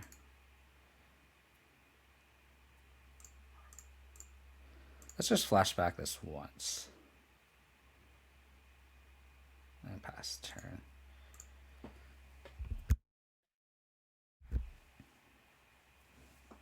I think we have to play a little bit safer because if they had path, well, I guess if they had path, they would do. But if they had like Snapcaster Mage, then I would be kicking myself. Sure. I want to cap bounce to Solaris. It's fine. Okay.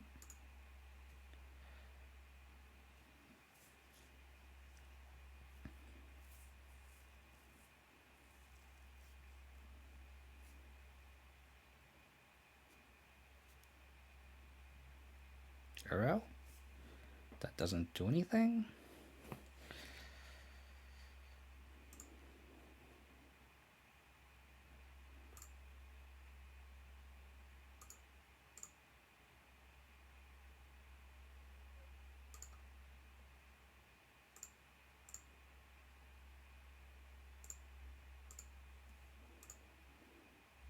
Who said we can't outgrind this deck? Who said that? All the information. Veil of Summer. I don't care about Veil of Summer. I don't care about Rain and 6. 3, 5, 6, 7. 3, 5, 6, 7, 8. And we have lethal. We just have lethal. You definitely can't for sure. I agree with you 100%. Jig is up. You're 100% right.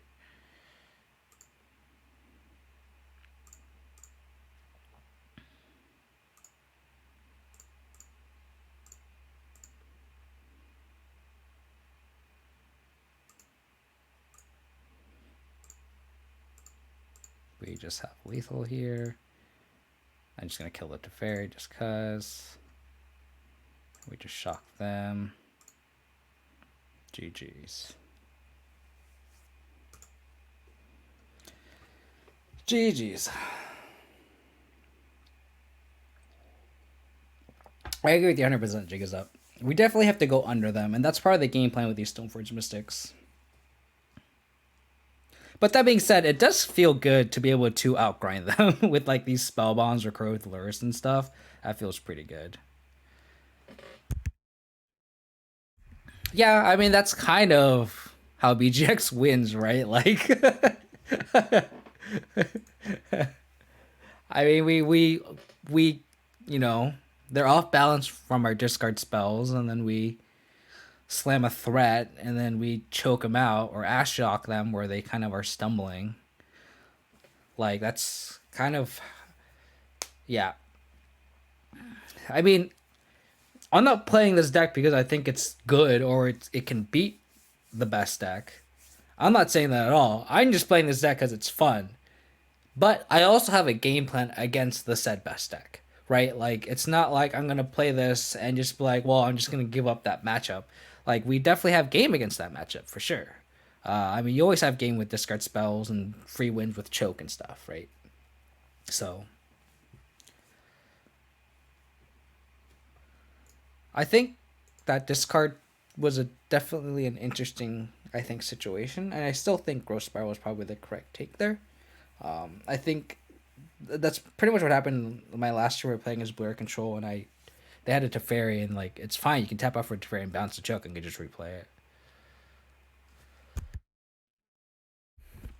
List of blessed dragons you have a game plan for them, and if they don't have a game plan for you, rather than be powerful. Yep, exactly. And it's nice to play an untiered deck too, because then people don't really know what you're doing.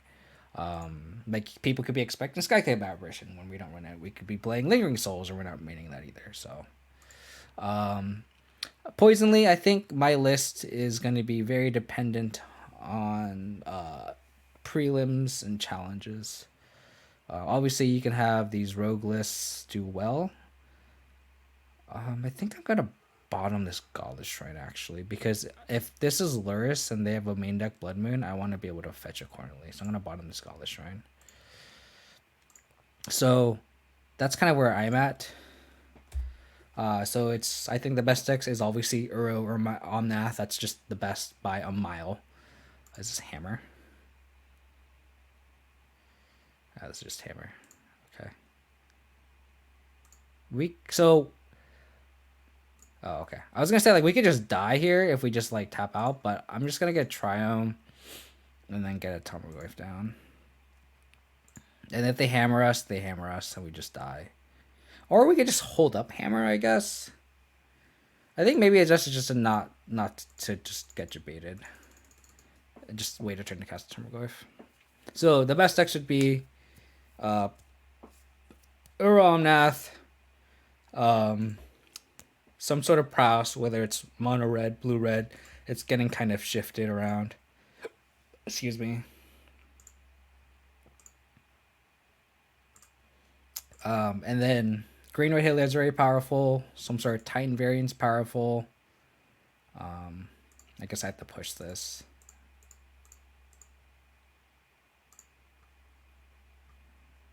Oh, so good. Thank you, deck. Guess we just slam Goyf here. Green Red Heliod's very powerful. That's pretty much what I have been kind of targeting in my sideboard. And Belcher. Belcher is another one. I think it's top tier. So you just got to keep that in mind.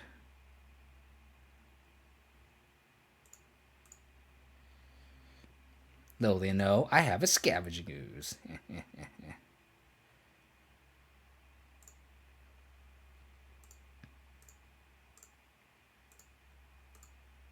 I have definitely been getting very lucky. I'm not gonna sugarcoat this at all. I have definitely been getting very fortunate with these draws. Hammer Time is also another one. This is definitely one of the tier decks I think I would put on top. If they play us Lurrus, it's fine. Just eat it. Is all that strings our Tarmogoyf though, which is kind of unfortunate, but just take it.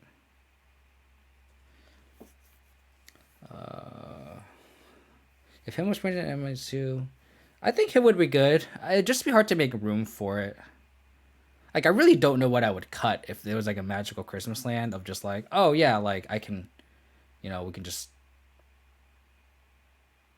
just have him to target in the format. I honestly don't know. Like, if him to target were just legal right now, if they just made it legal, I honestly don't know what I would cut. I would probably play 2 or 3. But like, it just makes Veil of Summer just so much better. And like, we're already so soft to Veil of Summer that like spending 1 mana to get veiled, it already feels bad. Spending 2, I think, is a death sentence. So maybe I shouldn't. Maybe I didn't need to do that. I was a little too fast there. I could have just waited.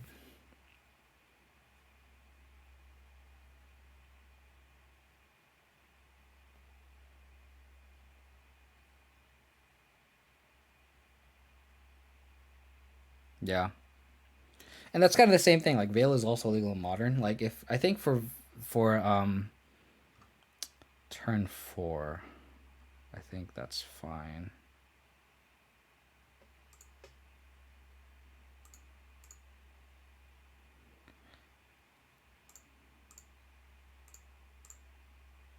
I'm gonna eat this.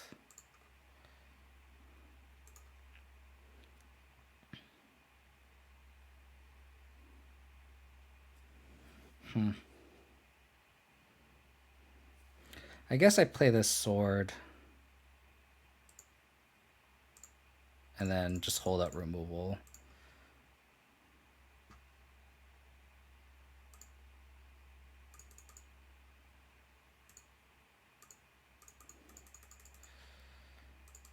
Kind of need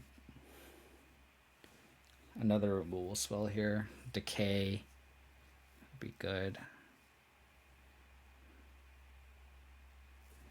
Okay. I have never played Coco Stoneblade. That is definitely not on my radar. Okay. It's fine with me. Okay.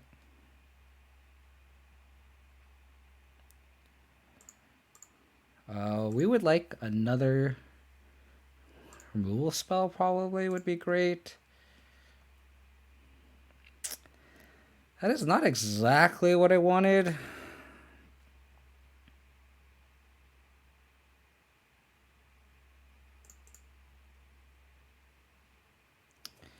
Guess we should tap correctly.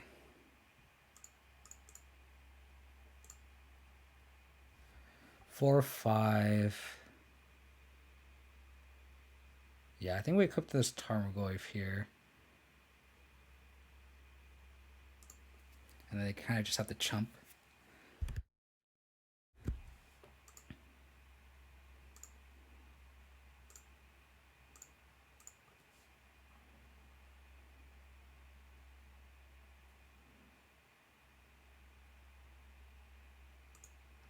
No way to get Revolt currently, which is unfortunate. Let's eat this guy.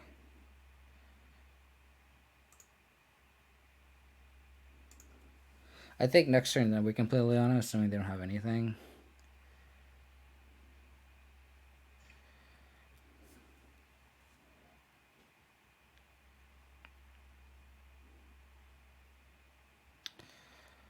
Unfortunate that they drew that. So we need to draw another removal spell. Because now they can just hammer whatever. Hammer this Ink Moth Nexus.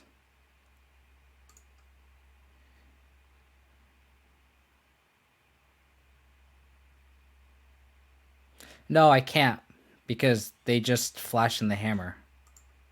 I can't kill the pure steel here.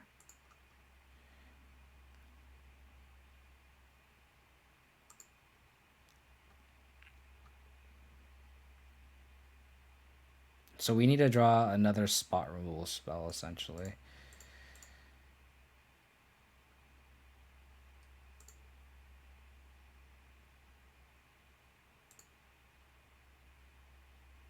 Oh, they definitely have it. Otherwise, they wouldn't make that play.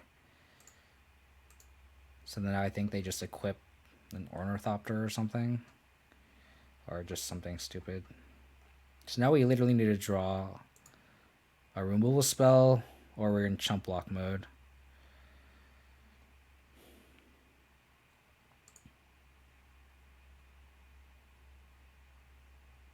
Okay.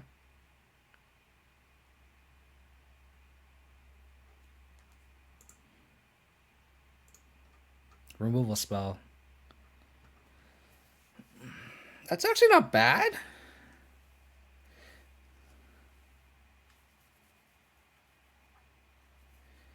It's actually not bad, because now we can just chump block infinitely.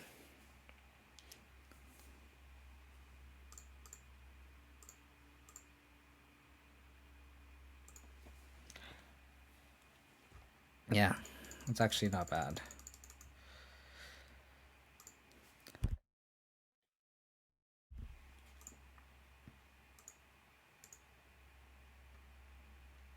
What's the point of attacking? They're just gonna block.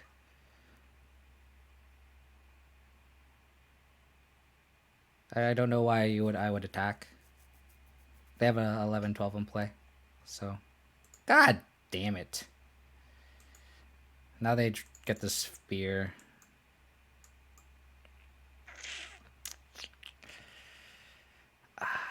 Damn. So, we can take one hit. Or I guess this block is essentially free.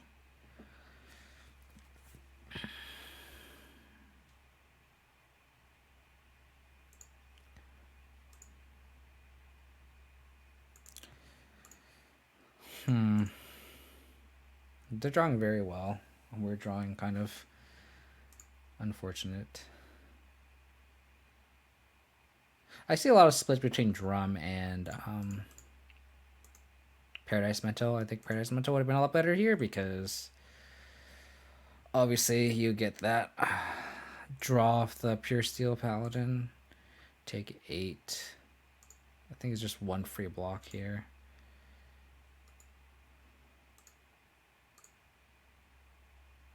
It's going to be very hard for us to win this game. I think we just kind of whiffed on too many things.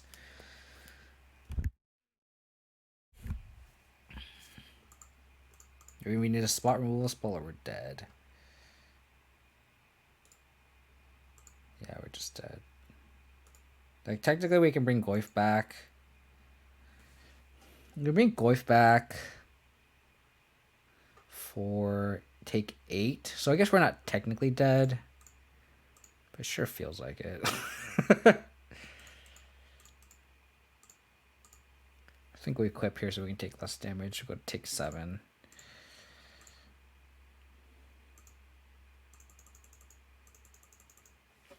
Maybe I should just play Stoneforge Mystic. Oh, they're just cracking a land.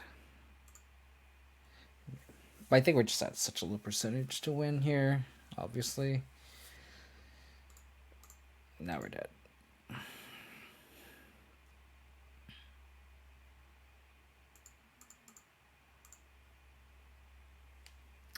Okay, so Pithing Needle seems good.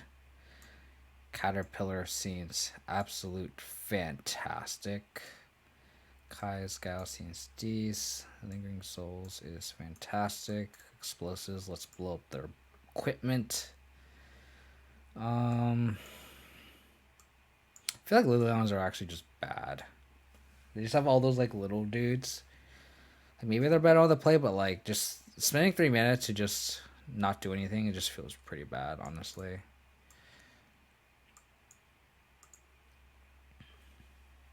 I mean, the Lurrus is essentially free. Like, there's no... It's not really a deck constraint. There's nothing that costs 3 mana that they really want. Unless they really want Batterskull, but I don't think you want Batterskull in that deck. So I think it's just correct just to build it the way it is. I kind of want to just, like, trim these Stoneforge packages, because, like, they're just so bad. Like, am I crazy to do that?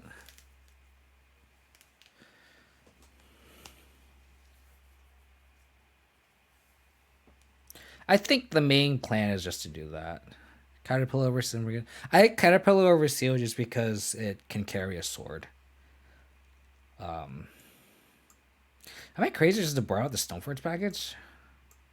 I'm not crazy, right?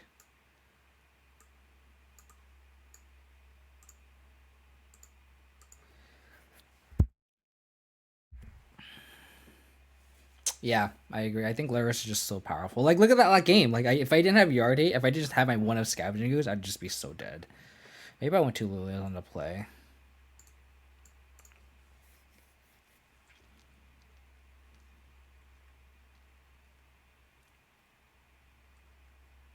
Are you crazy to do this? Bro, Stoneforge Mystic?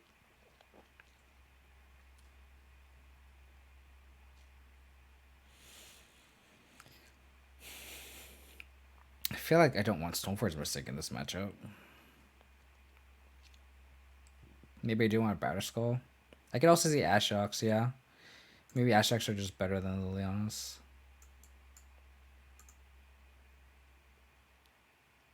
Yeah, maybe this is just better.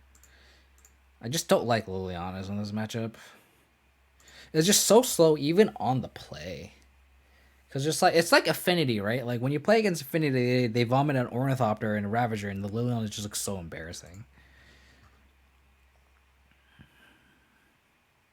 I mean, this should be a positive matchup. Sure. Caterpillar, Goyf, Ashock seems good. Put him low in 6.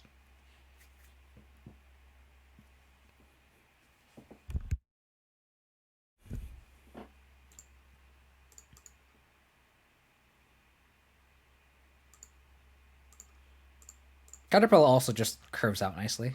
Look at this guy. He just wants to grow into a butterfly, you know? Just wants to just get him. Just get him. That's actually kind of morbid. Too bad this caterpillar can't become a butterfly because I have to sacrifice it, so it'll never see the light of day. Thoughtseize. You got my Turbogoyf. Got my Ashiok. Just get in there. Yeah, you just get in there, caterpillar. There you go. You're doing great, buddy. You're doing great. I don't know if this is a Thoughtseize matchup from their point of view, though. It's kind of interesting. If I draw another blank, I'm just going to cycle this Triumph.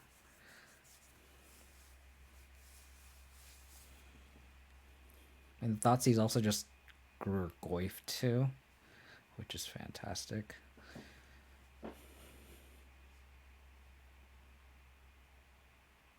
Did they just like board out all their like little duders?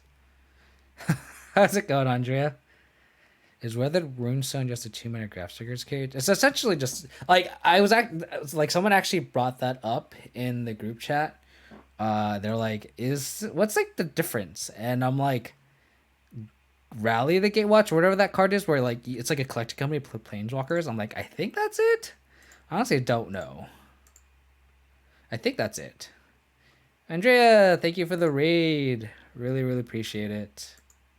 Hope you had a good stream. You know I love you, buddy. You know this is out of love. I think here I'm just going to bubble myself. Oh, that's a great draw. What happened to my hair? It's growing out and I need a haircut and I can't get one because of COVID. You know, stuff like that.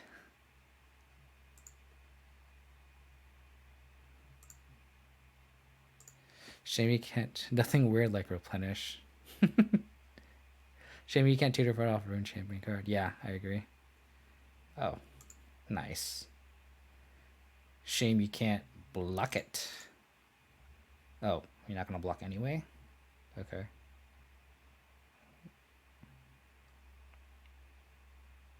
Okay.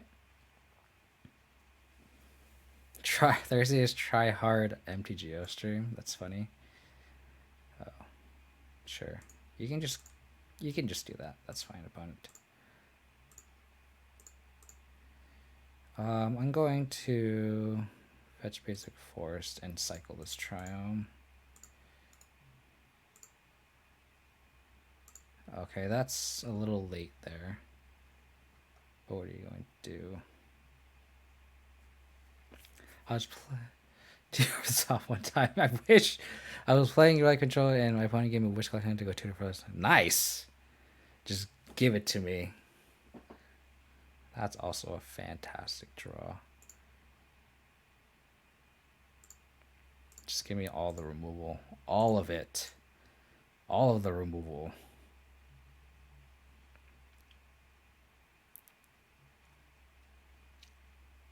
I don't know, man.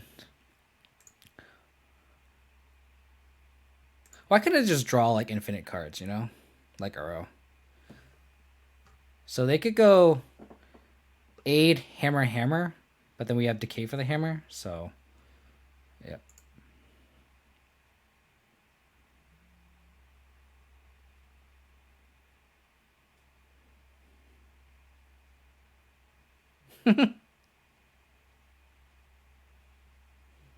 So you killed them. Just end them.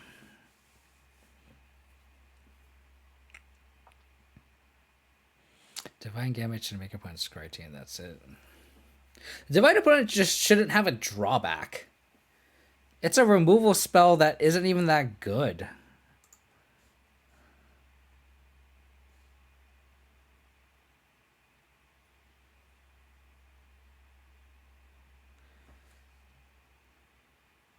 Snack Size Biscuit, thank you for the follow. Really appreciate it.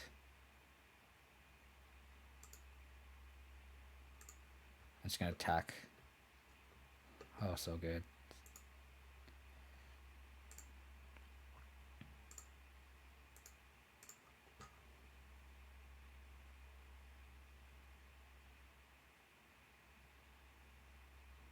gonna have to just decay one hammer.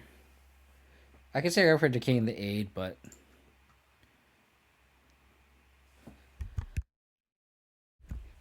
if that 2 hammers, that kind of sucks.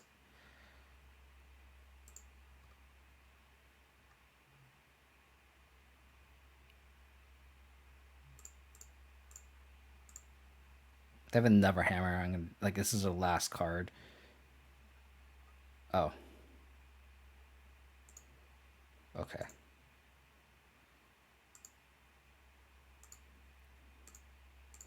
So I need to draw a threat now.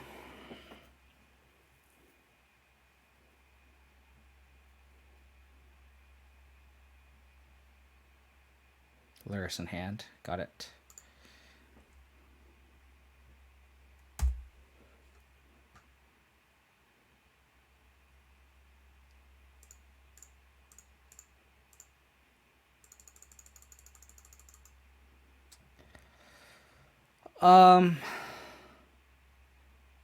Guess we should just minus ourselves. Try to hit a... We already have a bauble. Maybe we just mill them. Just hit hammers or something. We hit another RL champion.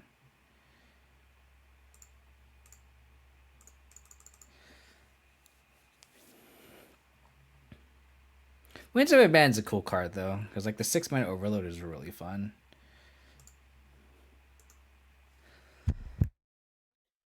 Yeah, that's also fair.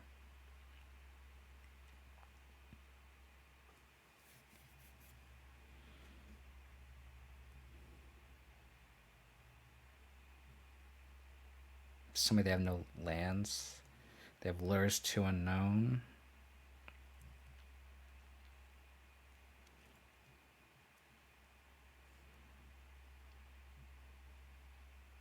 Okay.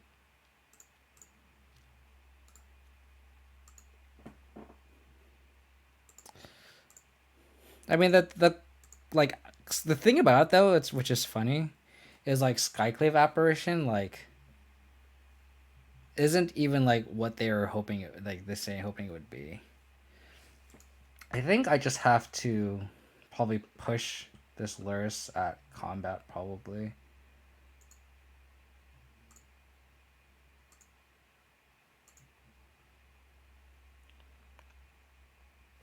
Because, like, if you read the article about what their thoughts are on, like, Skyclave Apparition, is, like, they were like, oh yeah, we made Skyclave Apparition, like, very last minute, and, like, we kind of just, like, threw it together and we made it a little bit better and then just put it in the set. And I'm like, so this wasn't, like, your intention. You weren't intending to do this. Like, like, that's so bad. I guess we just push the Lurrus. We could get hammered here, but I think that's fine. Because, like, I think we're just going to want to push this Lurrus anyway. So I think we're going to do this. Or I guess we could just decay Lurrus. And not draw a card. So I think we'll just let this resolve.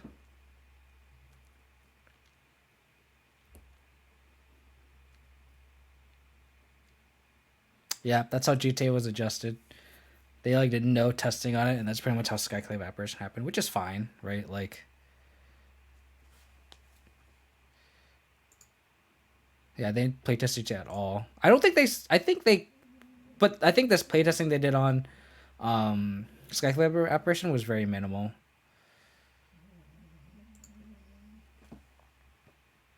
So I'm going to crack this. Hold priority.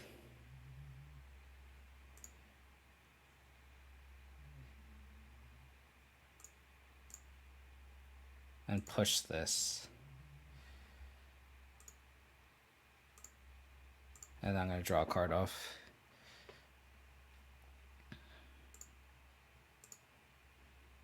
God damn it.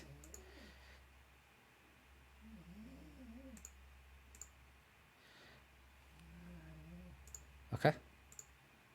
How about something else? Pithing Needle.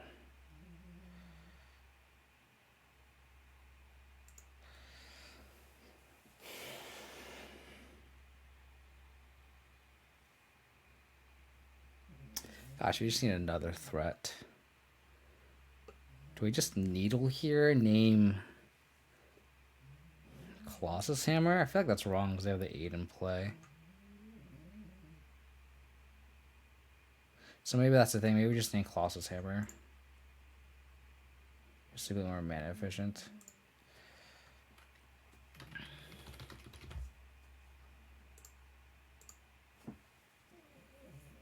And then if they like cast the hammer, we can just decay the 8 in response.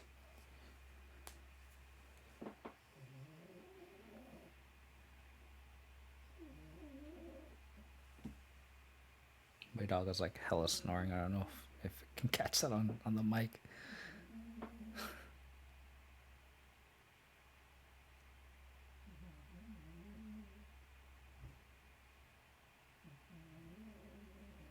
Okay.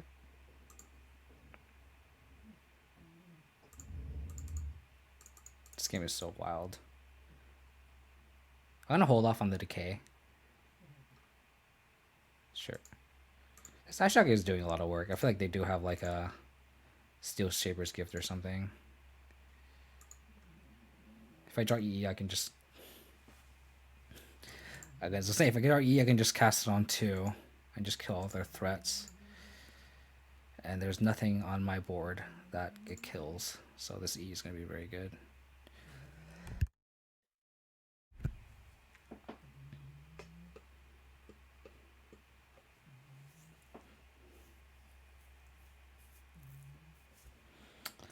Bonk.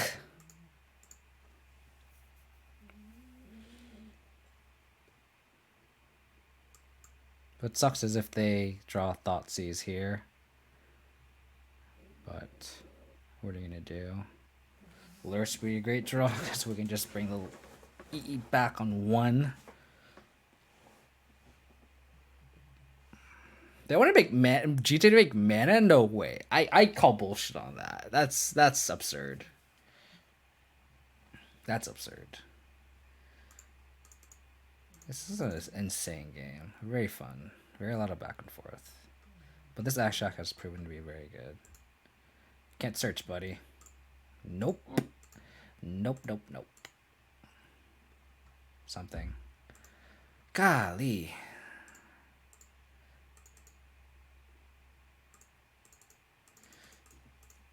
I think if we... I think we let this Stoneforge Mystic attack this Ashok this one time.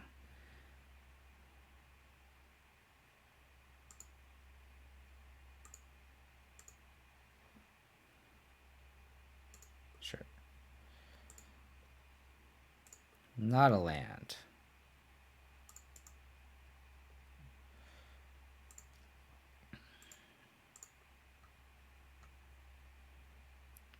Inkbot Nexus is actually scary.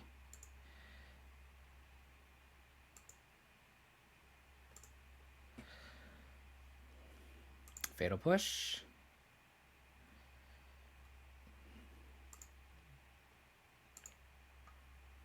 Gonna decay this Stoneforge Mystic. Actually, do I want to? The read is they have Colossus Hammer, right? So if that Colossus Hammer, I think saving it is actually fine. Because they're going to tutor for Hammer. Or whatever coin we have just to decay for it. I think just letting him tutor is actually fine.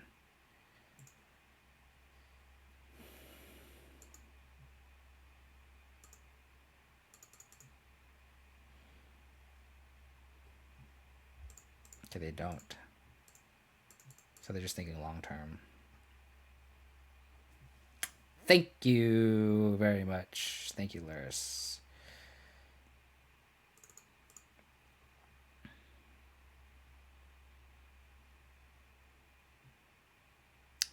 Yeah, let's do this.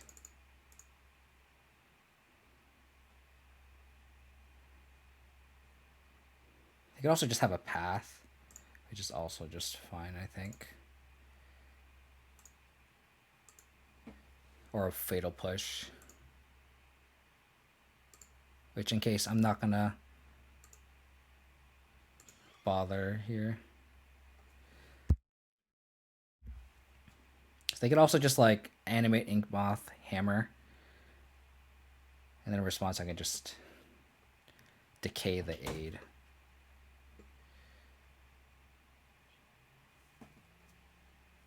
No, but do you need your hair? Blow your hair, just do it. Sure.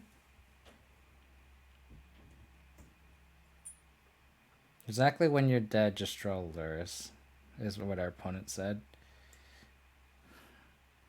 Exactly when you're dead, just draw.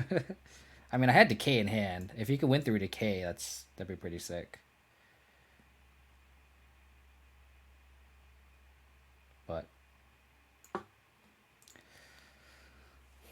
it is what it is.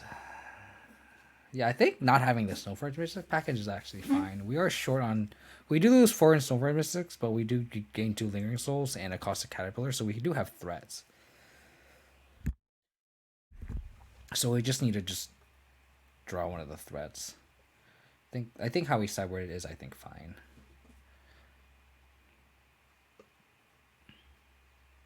Yeah, this doesn't stop anything. Yeah, let's just try this again.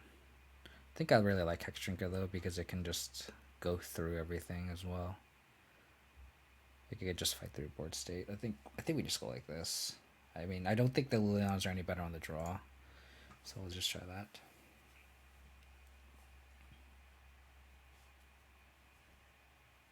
The E is just so good.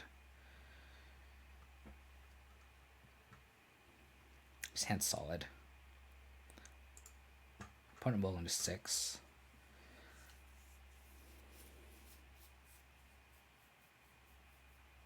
I think we got turn 1 Caterpillar, turn 2 Spellbomb, plus hold up push.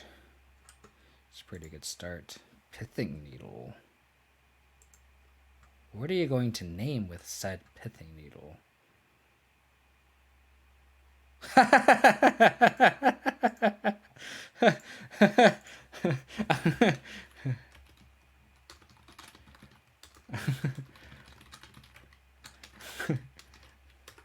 I'm gonna tell our opponent PTSD from our last game. That's really funny. It's a good call though. Good name.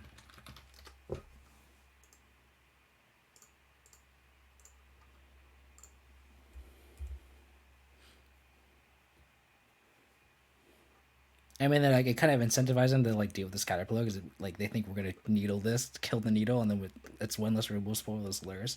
If we can get this Lurrus online, it's just gonna be so good.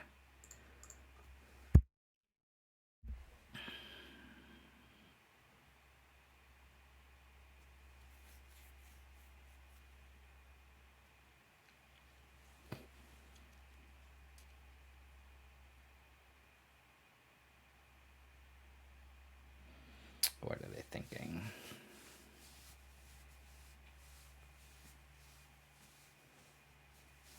It's cool, Pithing Needle art.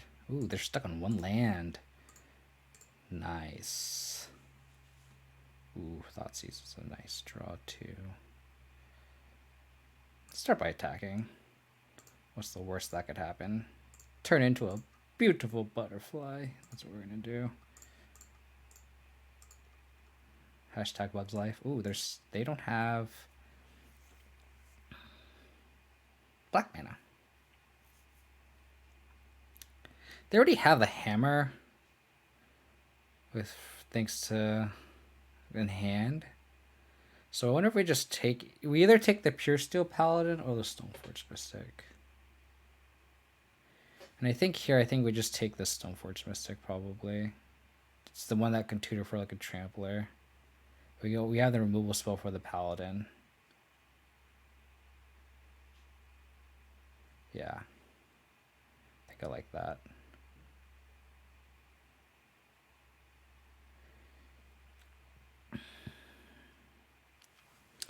And then like they need a white source for Paladin. If they draw like an Ink Moth, they still can't cast a Paladin. So I think Stoneforge Mystic is just the most powerful card.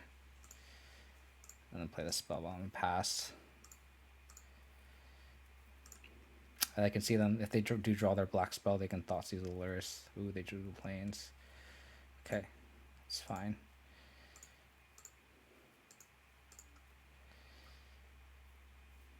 Okay. So we're just gonna push this. Attack. Hopefully they don't draw a black source off the top, and we can start lurrusing stuff. Like we can crack the spellbomb and bring it back. Oh no, they drew the black. Damn it.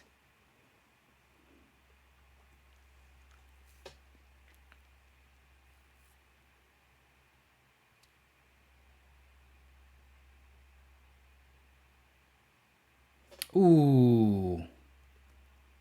They brought Lurrus back in hand? No fucking way. Are you kidding me? With that spell bomb?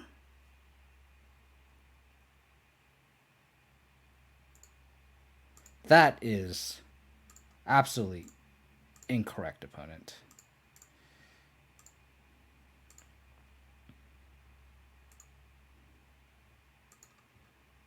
I'm gonna get this Lurrus in play.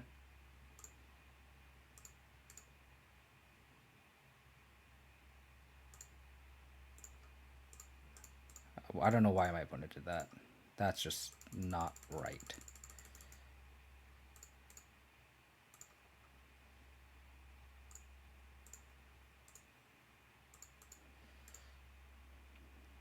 I guess I have to be a little bit more proactive, but like, God, we have a spell bomb.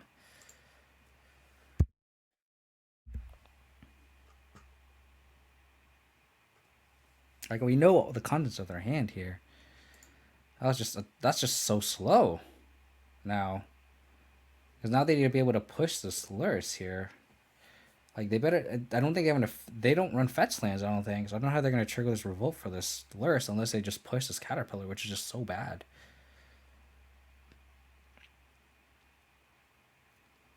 They take the Kaya Skyle. Interesting. Okay, they just drew the land, so they have Lurrus, Hammer, push.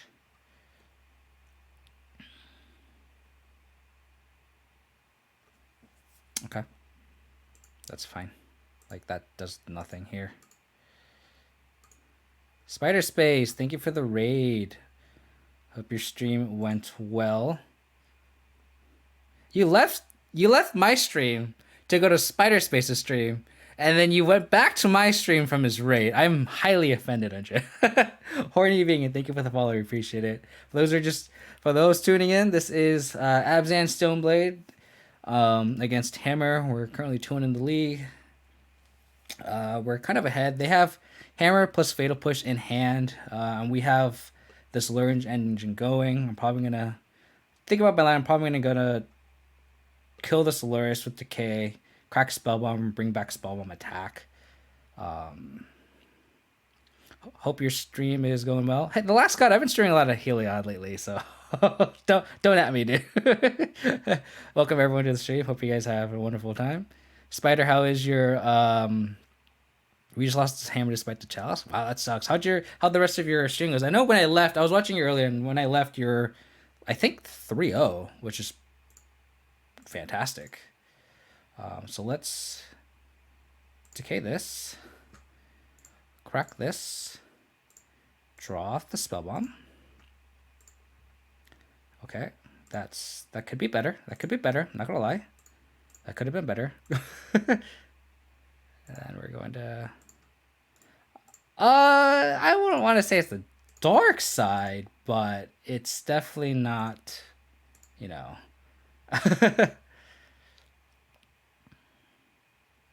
Yeah, I saw you play like 3 Blood Moon decks. Honestly, I was just like, do I even want to stream this? Like, I kind of don't want to stream today because I'm just gonna run into all those stupid decks.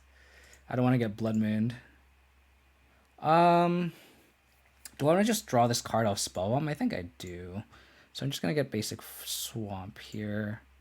Get the value. Do this. Essentially just draw a card. Okay, that was not a card I wanted. Hex Drinker is a card that looks fantastic here. Let's just attack with this Caterpillar first. They have Hammer Push. So I kind of don't want to Spend too much mana into this Hex Drinker. So went 401, 0-2 drop, 3-2. So pretty decent, pretty decent. Talisman of Conviction, what does that do? Is that just like the red-white talisman? That's a bold. That's bold. I guess they can push the Lurrus now. That makes sense. That makes sense. That makes sense. Maybe that was a bad attack. But I will probably play this Ashiok here. And then play this Hex Drinker. Level up once. Yeah, I kind of forgot they have Fatal Push. I was kind of distracted by the raid. And we're kind of ahead here. I kind of want to keep this Cling in hand. Just to redraw. Because it's not like it's going to affect anything.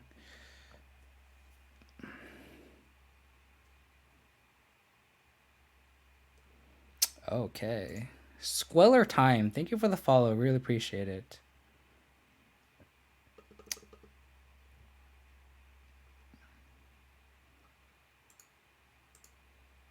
We could also just get close to dying here, but let's just exile this. Transmogrify. Okay. Let's just level this guy up. So now they are just dead.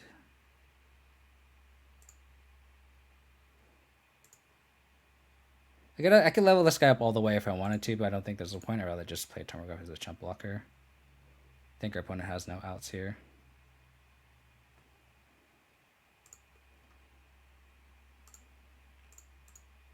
We're one mana short off Cling, which is unfortunate.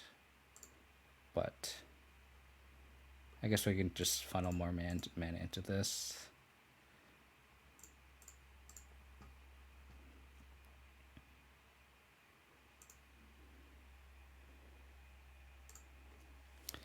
Blaming the raid. I have every right to blame the raid. just draw, you know, Stoneforge Mystics and Steel Sheeper Gifts with this Ashiok in play. I appreciate it. Going Tron House is very meh, but you can't play Source Apparition of that. So do you have Apparition in your tax list? I don't remember your list. I was just kind of watching you casually.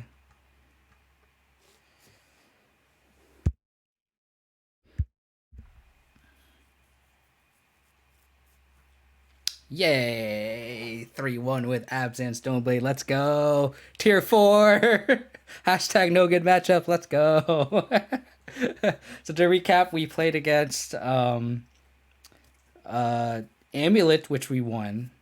4-color control with like Field of the Dead to Big Teferi Jace. We won that. We just beat Hammer Time, and then we lost to what did we lose to? The first matchup. I forget what we played against first. Don't remember our first match. Roundsley, how's it going? Oh, we lost to Merfolk, that's right, because we mulliganed to 5 both games, which is unfortunate. But yeah, let me use the restroom real quick, and then we're going to finish off this league. It feels good. Thanks everyone for tuning in. Just hang on just for another minute, and I can come back.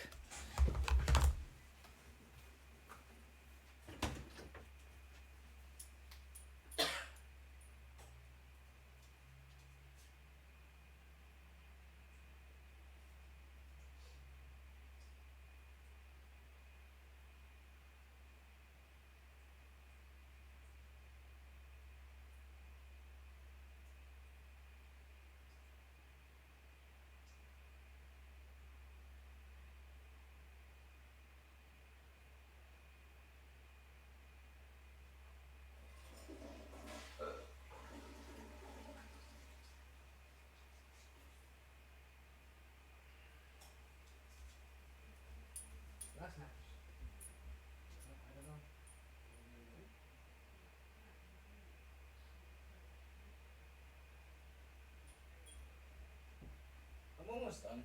Just last match. Come on, Bob. Yeah, you can. Thanks for the raid again, Spider. Take it easy. I also lost to folk. Apparently Nikachu has been affecting the meta. Goes so to say. Go Browns! Hell yeah, let's go. Coming from a Niners fan, I actually like this past weekend. I was talking to a couple of my buddies, and like the playoffs this year has been very, very, very entertaining.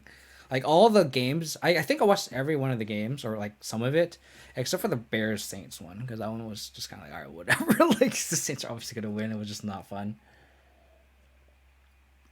But even like the Steelers game, like it was pretty entertaining. Like it was a blow in the beginning, and then they kind of came back, and there was a window where they had it come back. Like they were only down by 2 scores, which is very entertaining too.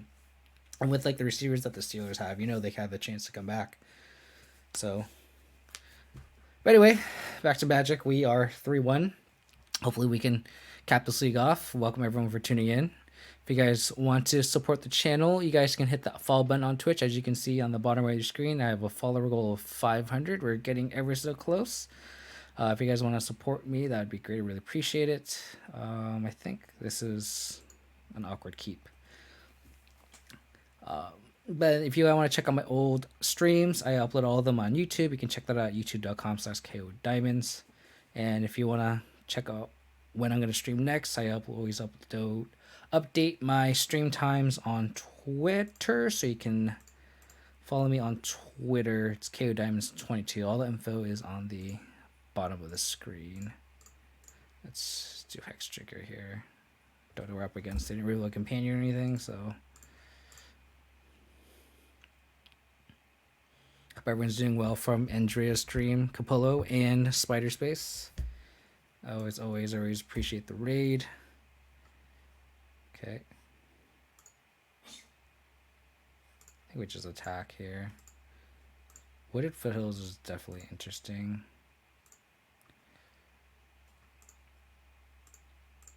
Kind of want to get a swamp. I can just play this Transmogrify out, I think. If it gets bolted, it gets bolted, but I think they would have bolted this Hex Drinker anyway if they had a bolt. If they're right in 6 and they kill Hex Drinker, it's unfortunate, but it's just like blue soup. Steam Vents. Okay, bolting Glyph kind of sucks, but I mean, I guess I could play the Spellbound, but like with that Wooded Fiddles, like I don't know what they're gonna do. Okay, that was kind of a good draw. So I think I attack first, just to like, because I feel like if they have another bolt, they're just gonna bolt the Hex Drinking response. So let's see if I can get just this free 2 damage, and I'm not gonna level it up anyway. So it's like Teamer, some sort of Teamer list.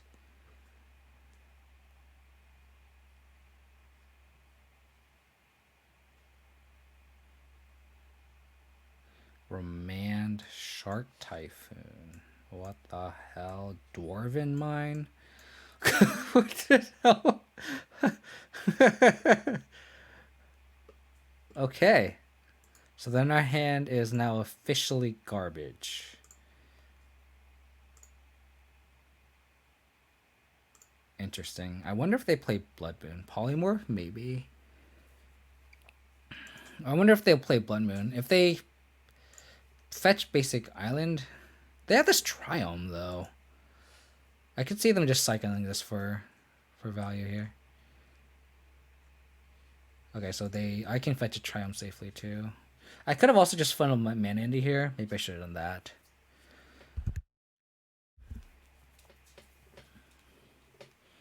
I mean, they can make a 1/1 Triumph. Okay.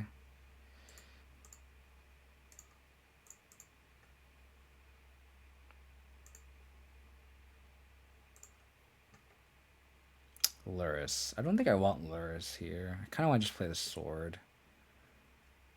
I could also just... No, wait. 8. Damn, I'm just getting stuck on this kind of sucks, because then I could have made this into a 4/4 attack and make him go to 8. Yeah, I think 8, 10. I think we just level this guy up.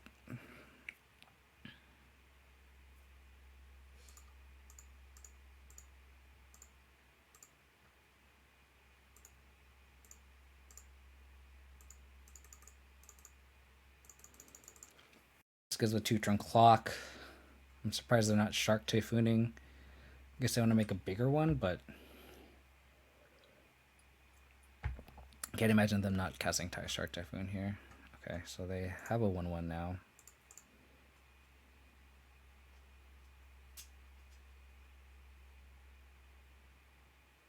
Oh no, is this polymorph? Oh no.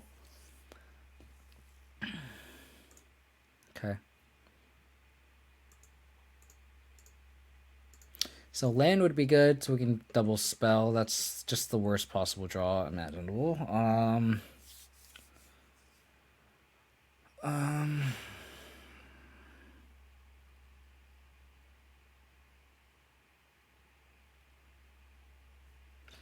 think we just have to play a section here again and just level up twice.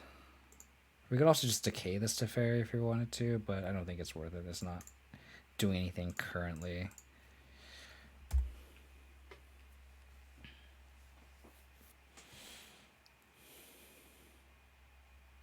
Okay.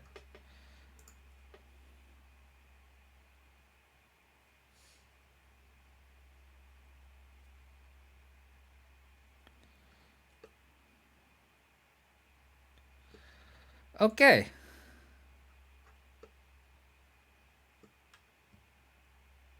Liliana off the top.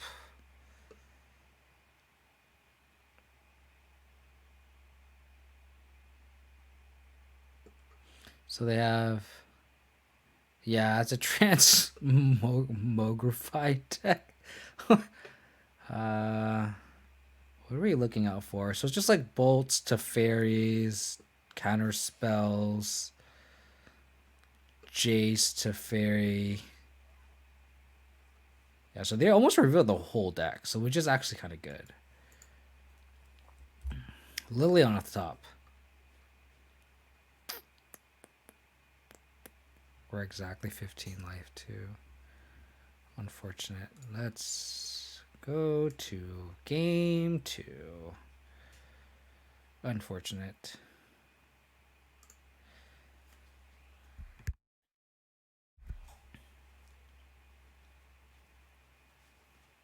Yeah, I think you're right, Henry Regan. I don't think they're supposed to either. But what are you going to do? Chokes, Gadocteeg. Transmogrify doesn't search, right?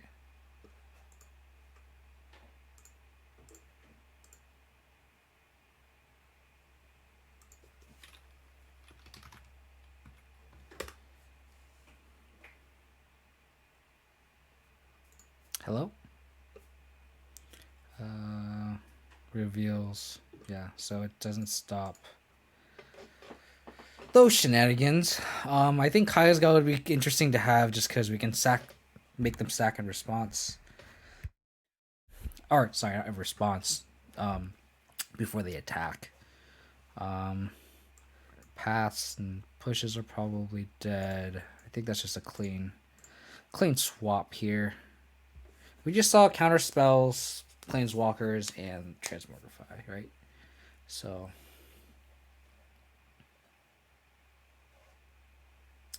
yeah, I think we'll just roll with that. Removal stops our combo. That is very true. So maybe we don't want these Yardate spells. I mean, we have these decays. But you're right. You're right.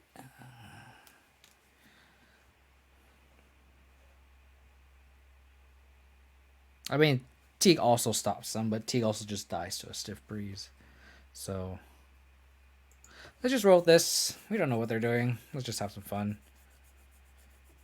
Let's keep some removal in. I didn't see any Snackcaster mages or anything, so like I can see that just being bad. That's pretty good.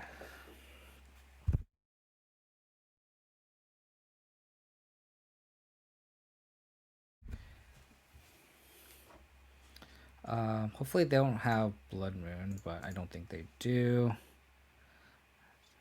Let's see what they have on top, and then we can Thoughtseize them. Aether Gust. That's unfortunate. Veil to Fairy. Wow, they have They kept the one lander? Are you kidding me?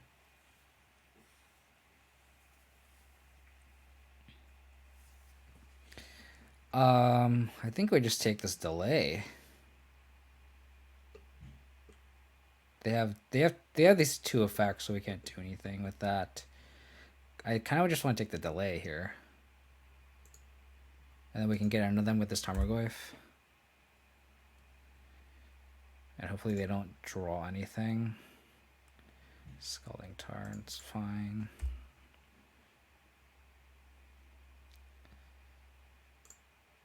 Let's get this away from play.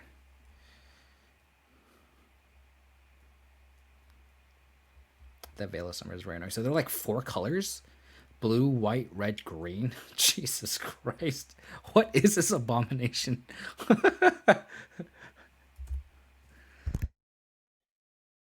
Oh, don't draw land, please. We can get this choke out. Please. Even then, I can see just attacking with this Goyf and they gust it, and then we just choke.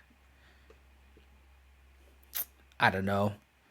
Ah, oh, damn it.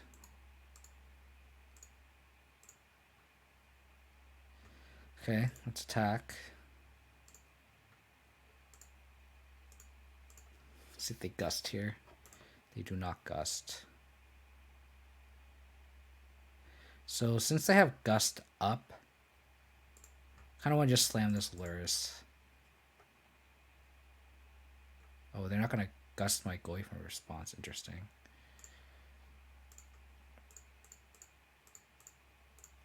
Let's just get this Lurrus down. Just get this engine going.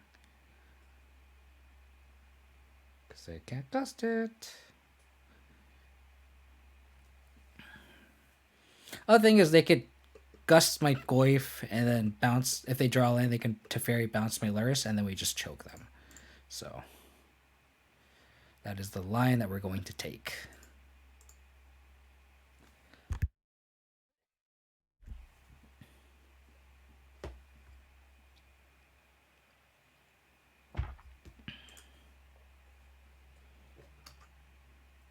I think that's the correct line from their end, like knowing their hand.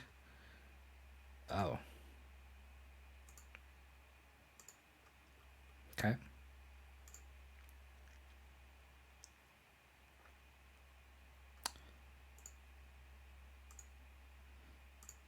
Let's bubble them up their upkeep, shall we? Mountain. Okay, so I kind of want them to Teferi. Please, Teferi. Just do it. Just Teferi.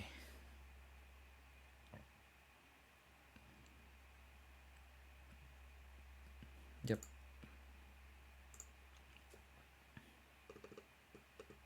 Yep. So I don't know if they're going to run choke. Be interesting if they do. Or sorry, not choke, force. Let's attack this Teferi down.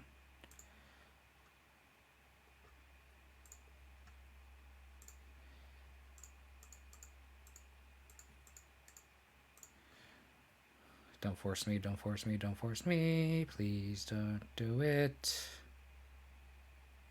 Oh.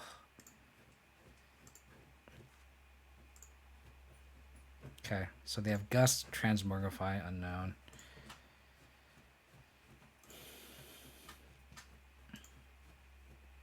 We could lose here. They could just have...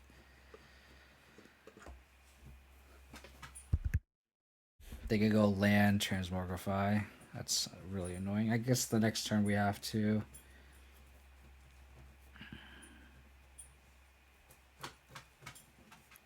Okay.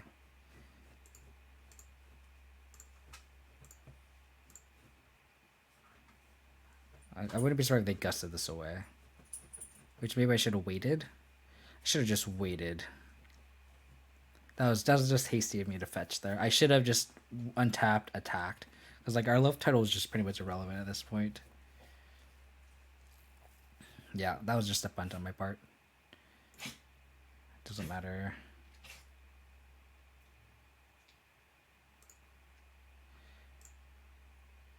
Okay.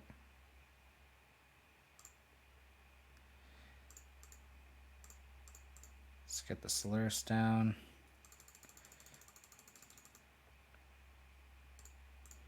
Bauble me, probably.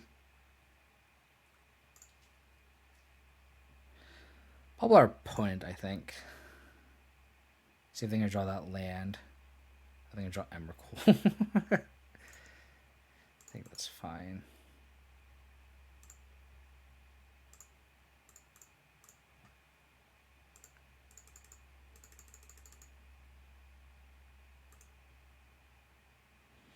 So Emrakul, Transmogrify, unknown. That decays clutch.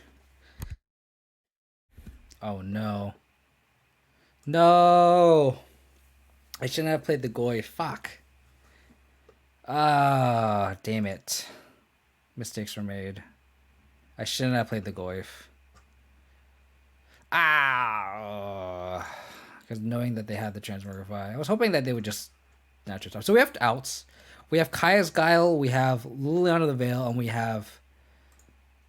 Yeah, so we have a couple outs here. Okay, that is not one of them.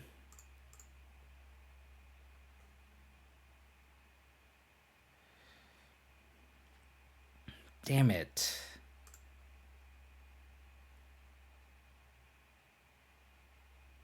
So we need... Our one outer is Kaya's Guile here. Yeah. I think you're right.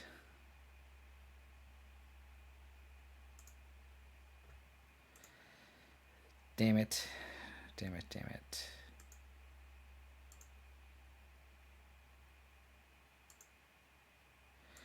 We're not out of it. Kaya's Guile. One time. Kaya's Guile. Damn it.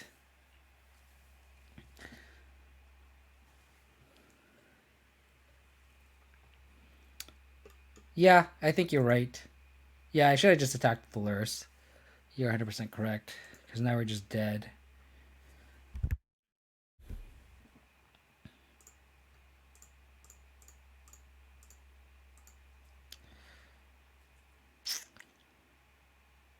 No, I can't. This game's over. I kind of wanted to see. Oh, yeah. Just sudden misplays here and there. Not play against this deck for the first time. That's very annoying.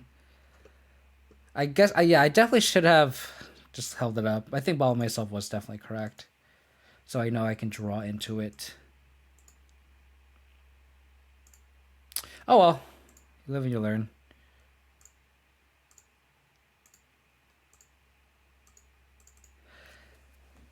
Darn, darn, darn, darn, darn. Level learn. Those are 5/6s, yeah. But we it was correct to attack with Lurrus. Yeah, I actually punted in multiple ways. I actually could have won that game if I attacked the Lurrus. It doesn't matter if they block or unblock. We lose. We gain 3. Put the Lurrus in. Yeah, that was definitely just me punting like 10,000 times. So that's frustrating. Oops, I took a card out. Darn. That's really unfortunate. Sorry, I'm also kind of rushing because my girlfriend's trying to blow dry hair, so I was trying to finish the match fast. So, gotta whisper that she didn't get mad. But yeah, that's why I was kind of like just rushing through and not really thinking through. Yeah, that was. Thank you for pointing that out, everyone in the chat who should have said I should have suicided the Lurrus. I would have gone up to 16. I could have sacked the lands, gone to 1, and killed on the crackback. That was a line that I missed. Darn. Oh well. It was a fun league though. I mean, to recap, we lost to Merfolk and lost to Transmogrify or whatever the tutor is, and we beat Amulet. We beat 4-color control with Teferi, Jason, Field of the Dead, and we beat Hammer Time. So beat these tier 1 decks, borderline tier 2, and then we lost to Green Blue Merfolk, which is kind of uncommon, and then lost to that kind of fun deck, which definitely punched. I definitely think we could have won that game, and I just was rushing through. Never rushed through your matches. I just know it's getting late, and my girlfriend showered, so she's like wants to blow dry her hair early enough so that we can go to bed now for work tomorrow. But I really appreciate everyone for tuning in. Roundsley, thank you for tuning in. Thank you everyone for the follows. Horny Vegan, Amniol, everyone who has contributed to the chat. Shout out to Spider Space and Capullo for the raids. I really appreciate everyone for tuning in. If you guys want to support the channel, you guys can hit that follow button on Twitch. I'd really appreciate it. My follow goal is 500.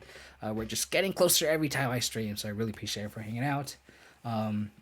Again, hit that follow button on Twitch. Go to my YouTube for my past streams, youtube.com/KO Diamonds. And then if you guys want stream updates, you guys can catch my Twitter handle. It's twitter.com/KO Diamonds 22.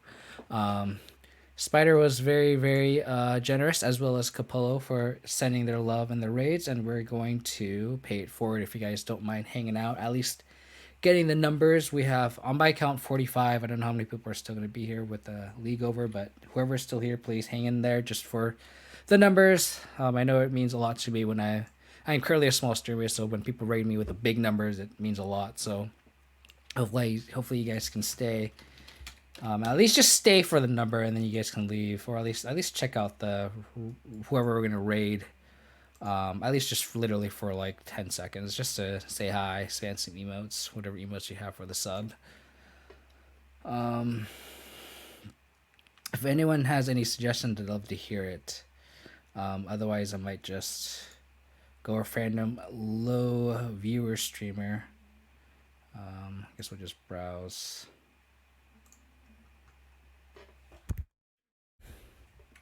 My criteria is you're streaming MTGO, and then you're hopefully streaming modern. But I like to go on the lower side of things for people who grouse. Nyazu, we're rating this guy. I know Fluffy had a shout out for him. We're gonna send the love to this guy. Cool guy. We interacted with him in chats before. Appreciate everyone for tuning in. I think my next stream will be, Sunday. I think I'm doing something on Saturday with my girlfriend, so I think Sunday's gonna be my next stream. But to get up to date on that, follow me on Twitter. You can also check out the Stoneblade and Abzan mid-range Facebook groups and the Abzan Discord. That's where I'll also post my stream updates. Again, thank you everyone for hanging out. Really, really appreciate it for everyone for tuning in. It's always a lot of fun when people are tuning in, pointing out, hey, Kevin, you suck at Magic, you punted. Especially that last match where I definitely could have beaten an Emrakul, which has been very, very exciting, but I was kind of rushing at the end. I was trying to get out of here. But again, everyone stay safe, still stay healthy. I hope to catch you guys next time. Take it easy, and I'll catch you guys later. Bye.